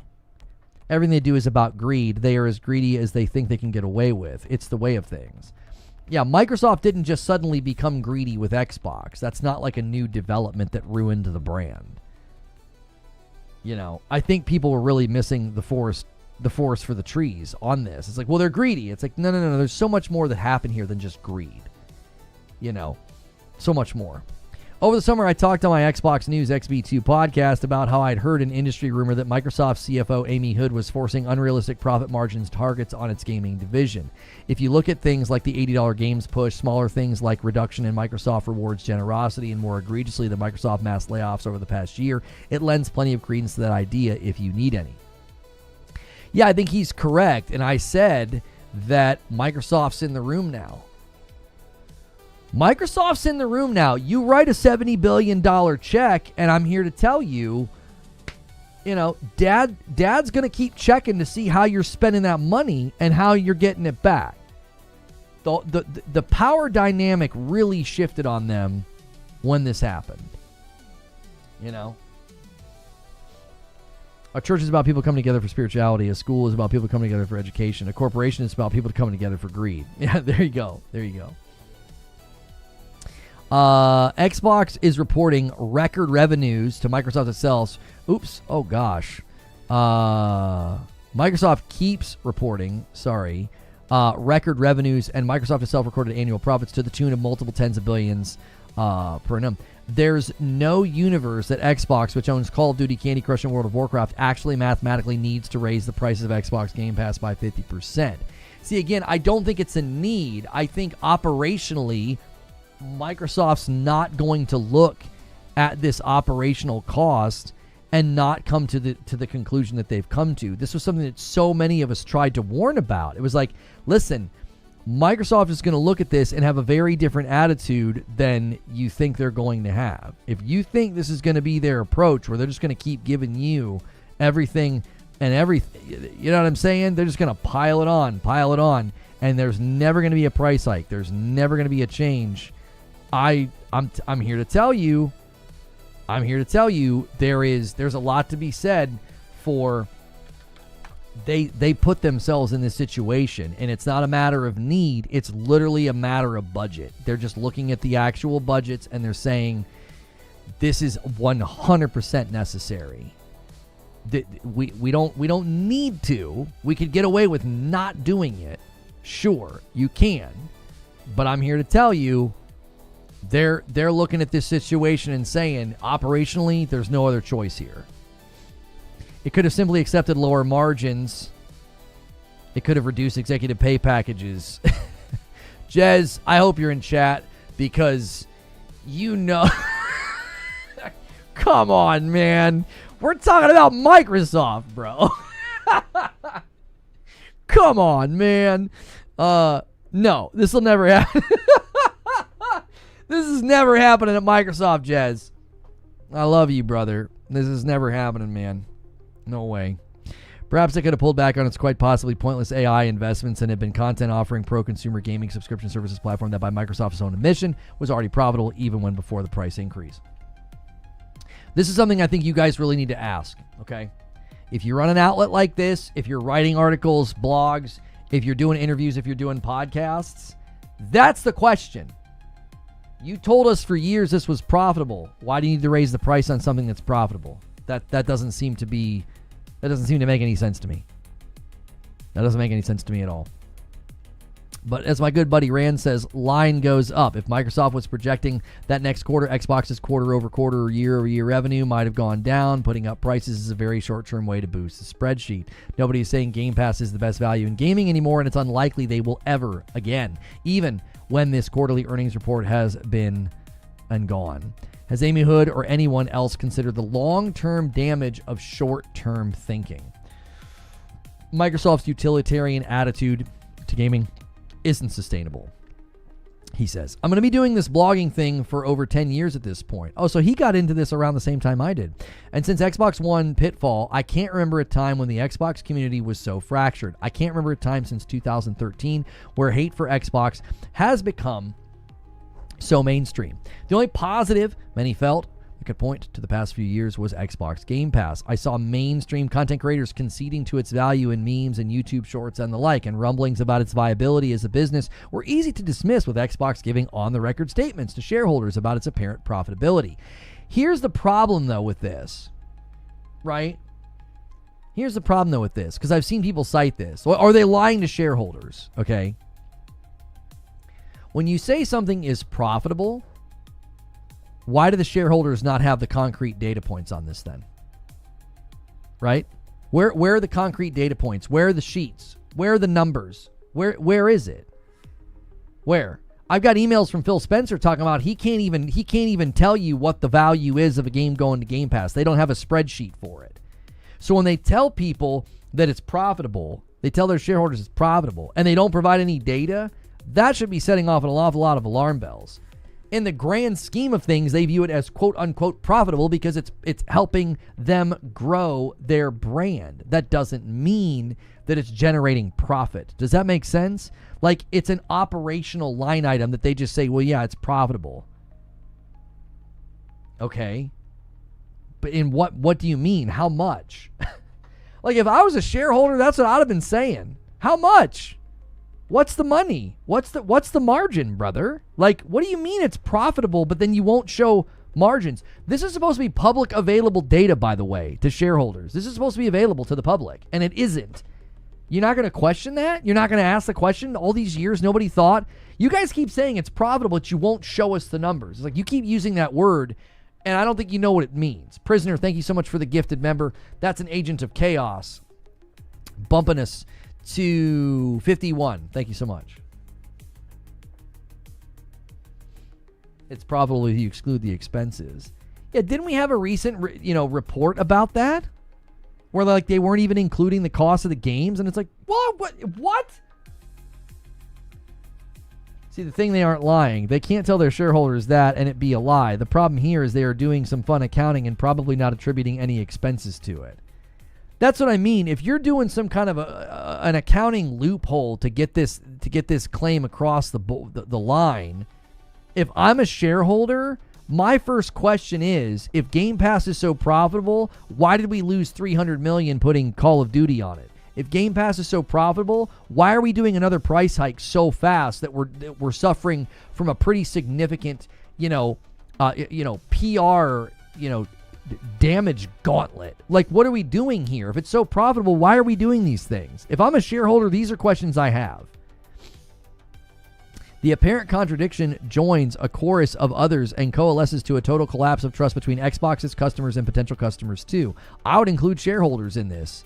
I mean it. I think shareholders should be asking some pretty tough questions in the coming days. Xbox lead Phil Spencer, now notorious it's not Indiana Jones when describing the 4 games that would come to PlayStation 5, only for it to become Indiana Jones only a few months later, has been oft-cited as an example of Xbox's poor communication with concerned fans, which is why at the time, all you guys that were running wellness checks on me I would run wellness checks on your batting average because I told you you got to listen to how Phil speaks. You got to listen to how Phil speaks. He said that so slick, so intelligently. So intentionally. He knew people would come to the wrong conclusion that those games were off limits, and they were not off limits. In context, Spencer said it wouldn't eventually be. Oh, he never said it wouldn't eventually be the Indiana Jones. They were talking about the first 4 games going to PlayStation, but why mention it at all? Why not just admit it at the time? Microsoft clearly knew it was happening and that it wasn't going to be 4 games. This is it. This is it. You get an interview, you get another one, Jez, which I don't think you will now that you said this. You get another interview, this is the question you ask him. That's the question. Well, I don't understand. Why? Why fixate on Game Pass after the CFO said what he said, Phil? Why fixate on Indiana Jones and Starfield? You had to know Indiana Jones was in the pipeline. That wasn't taking anybody by surprise. These are the questions that you ask if you get an interview ever again, which you probably won't. Like, yeah, props to these guys. Like Matty's probably not going to get an interview with Phil after his videos recently, talking about how the leadership's absence from talking about these things is cowardly. And I don't think Jez is going to get any interviews saying what he just said. I think that ship has sailed. I think these guys are going to clam up and they're not going to talk to the press anymore because nobody's going to give them softballs anymore. Hindsight's 2020, of course, and I've misspoken a million times before, but this was as part of a scripted interview addressed to directly Xbox fans. Xbox customers who are rightly concerned about the ecosystem's viability in a universe with no exclusive content. Yeah, it was scripted. She was instructed to ask that question in the way that she asked it. There are tons of other examples you can point to. Xbox said Hi-Fi Rush Shadow Drop was successful. Xbox Game Studios lead Matt Booty has repeatedly talked about the importance of new IP. Microsoft then shut the studio down. Microsoft showed off gameplay of Perfect Dark, spending years of millions of dollars on the California-based Initiative Studio, only to kill the project entirely, dashing the hopes of those for the long classic return of the franchise. This is why I don't understand anybody taking their word for it on anything now. Why are you trusting them on anything? Why? When they're like, oh no, we're still doing hardware. Oh no. Yeah, we still have a standing partnership with Target and Walmart. Who the frick cares what they say at this point? What if it's the same? What if this is just the latest 4 games claim? What if this is just the latest Hi-Fi Rush was successful claim? What if this is just the latest Xbox Game Pass's profitable claim? What if that's the case? What if that's what's going on? It's just another round of nonsense from Xbox. I think there's a high likelihood that that's what they're doing. They're just once again blowing smoke to calm everybody down. It's not like other publishers and platform holders haven't also closed studios and canceled projects, far from it, but it's also the case that Microsoft has over $100 billion in annual profits. I also think that Microsoft is winning the current contest for canceled projects and shuttered studios. Like, I think they're hitting a higher number because they own way more. I mean, they've got a quantitative advantage. They have more studios and projects to close and cancel. Like, they have more. They have more to do it with. I'm not suggesting it's sustainable long-term to simply plow money into Xbox and projects that might not be panning out, but Microsoft also has over $100 billion in annual profits. Okay, this is why the ABK deal was so dangerous, right?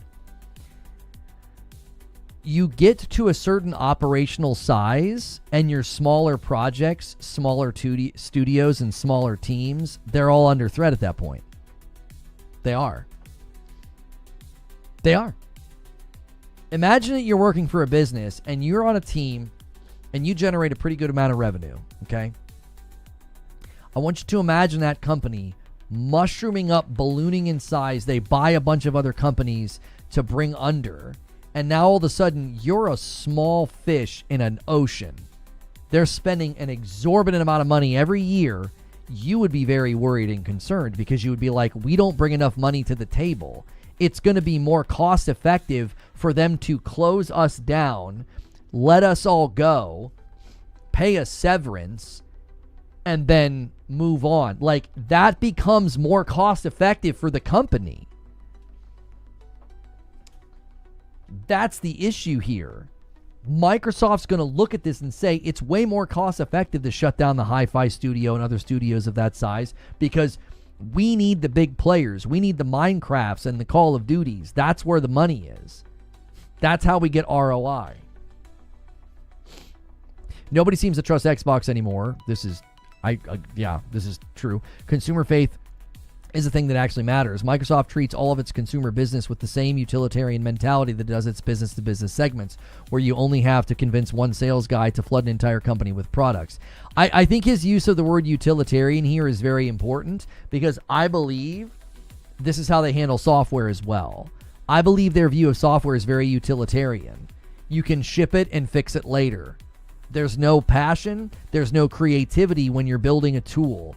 Office, Windows, right? Their cloud services, Azure services, they can push out features, they can push out different things, and we'll fix it later. It's a tool. It doesn't need to be flashy. It doesn't need to have any passion or creativity behind it. That's why I don't think they question the contract policy being applied to game developers, because they don't understand creative process. They don't. They are a monolithic, gigantic machine that builds tools, that builds software that solves problems, not software that gives experiences that are memorable. And I think that clear, distinct difference is why you get games like Ghost of Yotei from PlayStation, and you're not seeing that level of excellence and passion coming from Xbox Studios. You just aren't. Gaming is not a utility. Well stated, Jez. That's what's the rant that I just went on. It's a luxury and it's highly discretionary. People don't game for gaming's sake. More so than ever, people concern themselves with sentiment around the products they choose. In a world where things are evenly balanced, it only takes a feather to tip the scales, and on paper, Xbox and PlayStation are fairly similar with what they offer in 2025. The difference is people feel like they can rely on PlayStation long term. People do not feel like they can rely on Microsoft long term for anything that isn't Office, AI, or cloud, because that's all CEO Satya Nadella seems to care about. His recent X post about AI flooded with replies about Xbox Game Pass, the Microsoft customers he seems eager to ignore. I am going to push back a little bit here. Maybe not push back. I think this needs to be viewed in context, okay? Xbox and PlayStation are fairly similar with what they offer in 2025. Yeah, it took Xbox 5 years to be able to say that, though. I really think that needs to land on people. That's why this feels like a straw breaking the camel's back. It took 5 years for Xbox to finally have that strong year that everybody kept saying they were waiting for. And guess what happens in that 5th year? Everything's going to the other platforms, no more exclusivity, and Game Pass is more expensive than ever. So when they finally get the engine running, they finally are matching pound for pound, quarter to quarter, release to release. They're up there putting points on the board for their team. They completely, kick the slats out from underneath themselves, and the consumers are like, well, frick you, man. I waited 5 years for you guys to get this thing going, and when you finally do, this is what you reward my loyalty with? Taking exclusives to other platforms and raising the price of Game Pass one more time? This is why consumer trust is evaporating faster than fog, because there's nothing left to cling to. It's like we waited and waited and waited and waited, and when things finally started to turn, this is what you do to the brand. I get why people are furious and jumping ship. I wrote about the gentrification of Surface, Windows, and Xbox previously, and it remains wholly true. Microsoft is visibly a company that will put short-termism and quarterly spreadsheet padding over long-term sentiment, hoping, praying that people are too locked into Windows and Xbox to consider alternatives. Maybe they are today, but you only need to look at products like Internet Explorer, Microsoft Edge, MSN Search, and Skype for examples of previously global dominant products that died almost immediately when a better alternative came along and customers were ignored. Does any of this matter? Well, yes, I actually think it does. Social media is a bubble. I know my algo shows me Xbox content because that's my interest in my coverage area. But when I went to the gym the other day, there were people in the lobby discussing the Xbox Game Pass price hike, as well as new rumors that Xbox quitting hardware. I just want to say something really quickly here. If he's going to the gym the other day, I would if I don't know if he's here right now, man, keep at it. I know a lot of people are taking a different approach. to health and their life. And, you know, I hope he sticks with this, and I hope it's good for him, because I know a lot of folks are starting to do that now. We're kind of getting away from COVID and bad habits that a lot of us formed. So keep at it, dude. But, yeah, I was at an event 2 years ago. I went to, was that last year? It was either last year or the year before. It was a Project 86, basically fan concert for their Omni album releasing. Andrew Schwab and I are good friends, and so he invited me out, and so we went out. You know, I was hanging with him and the band and stuff, and I was at their one after party, and I had guys completely disconnected from the gaming world that were like, what the heck is going on with Xbox? They were basically like, and this is a year or two ago, they were like, what's going on with Xbox? Is there going to be an Xbox in the future? This fear, this concern was brewing years ago as things were changing. It was a brewing concern. It was. So the fact that he's going to the gym, he's hearing people talking about it, now he's saying here, it's hardly quantitative evidence, but that's the first time I've ever really heard anybody in public discussing Xbox before, not since the Xbox One drama of 2013. That's right.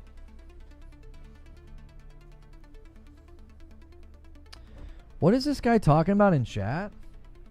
Sony is fine. Everyone says HDMI go out so bad nobody wants to play a PlayStation anymore. Look up, there's a million video HDMI ports melt inside the PS5 due to heat. Okay. I've not seen that in headlines or coverage anywhere that's hit some fever pitch of problem. So I don't know why you're in here banging on that drum. Great topic today, says 50 Plus Gamer. I've always thought that Game Pass is bad for the industry, and by proxy, Microsoft has been bad for the industry.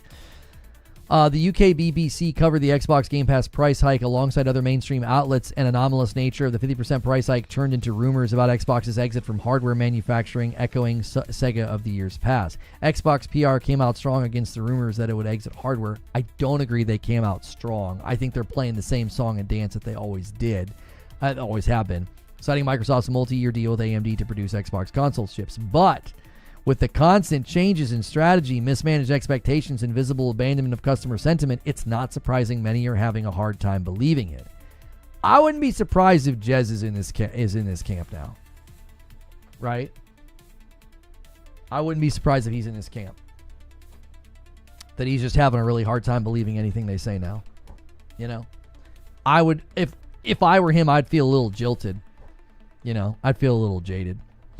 In Microsoft's quarterly line goes up mentality, cutting hardware production and moving to an entirely Steam, PlayStation, Nintendo Switch third-party publishing position would probably give them better margins over time. It would lead to mass layoffs to the tune of hundreds and would reduce competition in the market, particularly for core gaming. With gaming concentrated on fewer platforms, there would probably be less venture capital for new startups and studios, less funding from the likely no longer existent Xbox Game Pass for indies and smaller teams. But like I said, maybe this is all in a bubble. Maybe nobody cares. Maybe there will be fewer Xbox Game Pass quitters than social media would have you believe. Maybe most of the angst is from haters and people who aren't even Xbox customers to be in the first place. Okay, there's a chance this is correct. Right? There's a chance this is correct. Here's the thing. When we said that putting Call of Duty on Game Pass was going to have ramifications and that it would be fiscally analyzed by Microsoft, that happened. Okay? It was easy to sort of predict that there were going to be ramifications and fallout for that type of a thing happening. I would say, and I think Jez probably agrees with this, I would say that the ramifications of this is going to hit the common player, the common man. Like the average gamer is going to feel different about Xbox going forward because of all these things. The fact that he heard people talking about it in the gym, the fact that the news was covering it, I think this is making landfall on the general public and not just closed to our little group that we have on YouTube and Twitter. Sorry. What? Sorry, wasn't paying attention, Lono. Trying to figure out why chat is talking about liquid metal. Yeah, for sure. But what if fan feedback and social media sentiment does matter? Activision announced today that it's getting rid of skill-based matchmaking in Black Ops 7, despite years insisting it had data that skill-based matchmaking was better for the game. Why make this change so late in the game? Could it be that Battlefield 6 is riding a huge hype wave of its own, and it's set to launch on Friday, potentially taking a huge chunk of Call of Duty players who have long felt ignored with it. Perhaps sometimes sentiment does matter after all. Microsoft hasn't really responded to the drama over the past week, and it's likely hoping to ride it out. The negativity completely overrode its recent preview events for Fallout 76 and World of Warcraft Midnight, and it's bled over to negativity in general about Call of Duty and whether or not it's in good hands under Microsoft. It has harmed what little reputation Xbox had left for providing users value via Game Pass and the now expensive Xbox Series S. It has completely overshadowed and buried things like Xbox Cloud Gaming being included in the lower Game Pass tiers while getting more games on top. Long-suffering Halo fans are also nervous about the upcoming announcements of the Halo World Champions, given how mismanaged that franchise has been to over the years. Yeah, and they just lost a pretty major player who had a pretty ominous message as he left. Microsoft enjoys an incredibly privileged position as one of the world's biggest and most prolific companies. Microsoft needs to understand that fairly or not, its behavior impacts all of its services, all of its divisions, and all of its employees, partners, developers, and its customers. Negativity trickles down. I would say Microsoft needs a solid sprint of wins to cut through all of this. I'm cognizant of the tariffs, the depreciation of the US dollar, sticky inflation, and all that kind of stuff. I'm not suggesting Microsoft and Xbox has issues in a vacuum. The economic environment is stressed in multiple directions, particularly for US-based companies. But will Microsoft once again post record annual profits? Will Satya Nadella and other big shareholders get record payouts this year? I think it's highly likely they will. I think Jez is correct here. I think he is. This is just salt in a gaping wound. There are bigger forces at play when you zoom out. More than ever, our economic system is failing to provide regular folk with a stable, sustainable quality of life, and the rich get ever richer, and the middle and the working classes get squeezed every penny. Xbox Game Pass felt like an outlier in that universe, a service that was genuinely generous, which is why I feel like its price hike has been received as a big, and for some, final betrayal among those who already felt like Xbox had abandoned them. Here's the thing that I remember trying to talk to people about this, and I remember talking about how, like, when I worked in the cell phone industry, you always had people coming in, and they're like, well, the last time, all this stuff was free. And I'm like, well, yeah, because they needed to get you in. They needed to get you in. They knew if they could get you in, right? They knew if they could get you in, that was it. You were going to need that cell phone in the future. There was no reason to give you free stuff in the future. Game Pass is in a very, very similar spot, right? It's like, they got you. What are you going to do? You're either going to keep paying or you're going to cancel, and then now you got to buy games. And that's great for them anyway because they're a publisher now. You know, primarily a publisher now. I'd like to get back to a world where Xbox is celebrated, but in a world governed by greed and short-termism, is it even possible? All right, that's the end of his article. I appreciate Jez's candor here because, again, I feel ain't no more interviews for him, man. Ain't no way. And if he does, I hope he pulls out the big questions. You know, I hope he does. I really, really do. All right, guys, we are almost at the 3-hour mark. I like to keep these streams shorter than 3 hours. If you guys go nuts and want to extend, we would need to hit 100. We're not on pace currently for the week. I'm questioning the total here, though. Is that right? Oh, that is right. That is right. Sorry. I was like, that doesn't look right. The 51 from those two numbers was like flipping my head off my shoulders.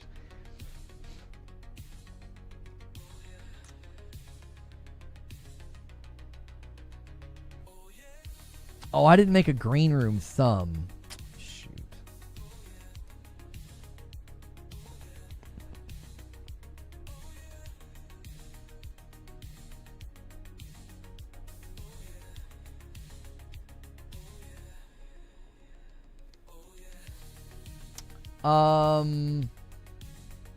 Yeah, we should probably just go to green room now that I'm thinking about it. Like we've done our job for the day. We've done a good show. Turnout was great. We did something a little bit different with the thumbnail. We feel like it'll be more obvious that that's us when that hits your homepage, that Gaming News Today live thing. Like, I'm hoping that communicates to you guys that, like, hey, that's us. We don't want to go too generic on thumbnail. We have another upload coming today at 4 o'clock that will be about Saros and how people are calling it Returnal 2. I argue that is a good thing. So give me 1 second.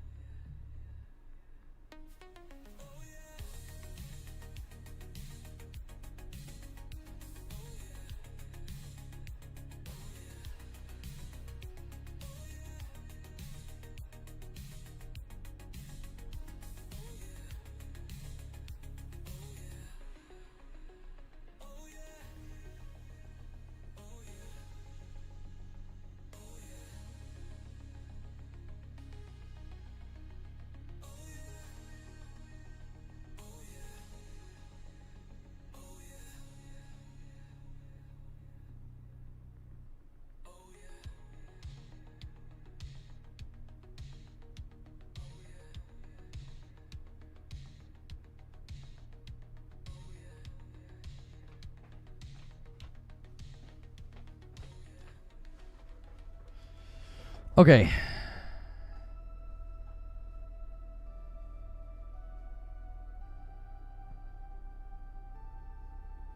This guy says, you appreciate it because it's gloom and doom. Your Xbox MO after ABK, your inability to accurately fairly represent Xbox became clear, gave you another chance, but you're worse now. I mean, I'm sorry that you're a dishonest person because you're not even remotely representing my content accurately at all. Like, we don't let people like you hang out here because you're too insecure to interact with different opinions, so you just accuse the person of things that aren't true. I don't abide liars. You know, and I know people don't like when I say a liar, but you're a liar. Like, I absolutely have been fair and accurate in all of my reporting. And even today, I feel like I was very fair. I watched a Matty Plays video. I watched a Laura Fryer video. I read a Jez Corden article and did nothing but, I think, fairly lay out the facts. If that's too hard for you to deal with, you're a little boy that can't hang out here and you resort to lying because you can't deal with different opinions. I think people like you are pathetic. You know, and generally I quietly ban people like you because you're so beneath what we do here. Like, you're too juvenile to be able to handle it.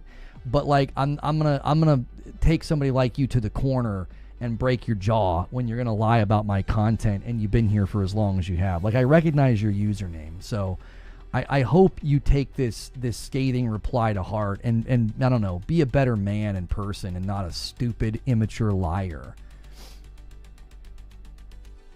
I don't get people like you. I sit here and calmly and fairly break things down, and you throw a tantrum in my chat about how I'm not honest or something, which is ironic as you lie in my chat. Like, the hypocrisy is so thick. Just so thick with people like you.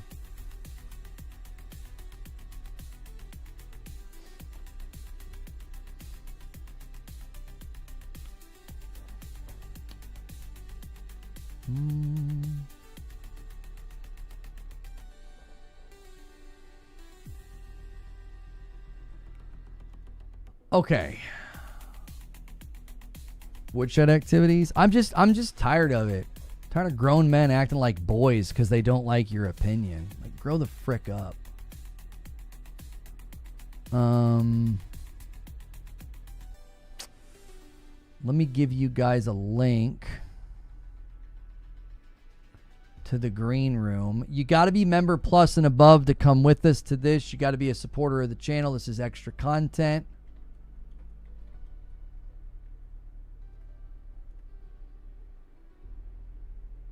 Thank you so much for being a patron of this channel. If you are a member plus or a VIP, you get access to the green room, and this is where we kind of plan the next day's shows, kind of debrief on the day. We hope you enjoy this extra piece of content.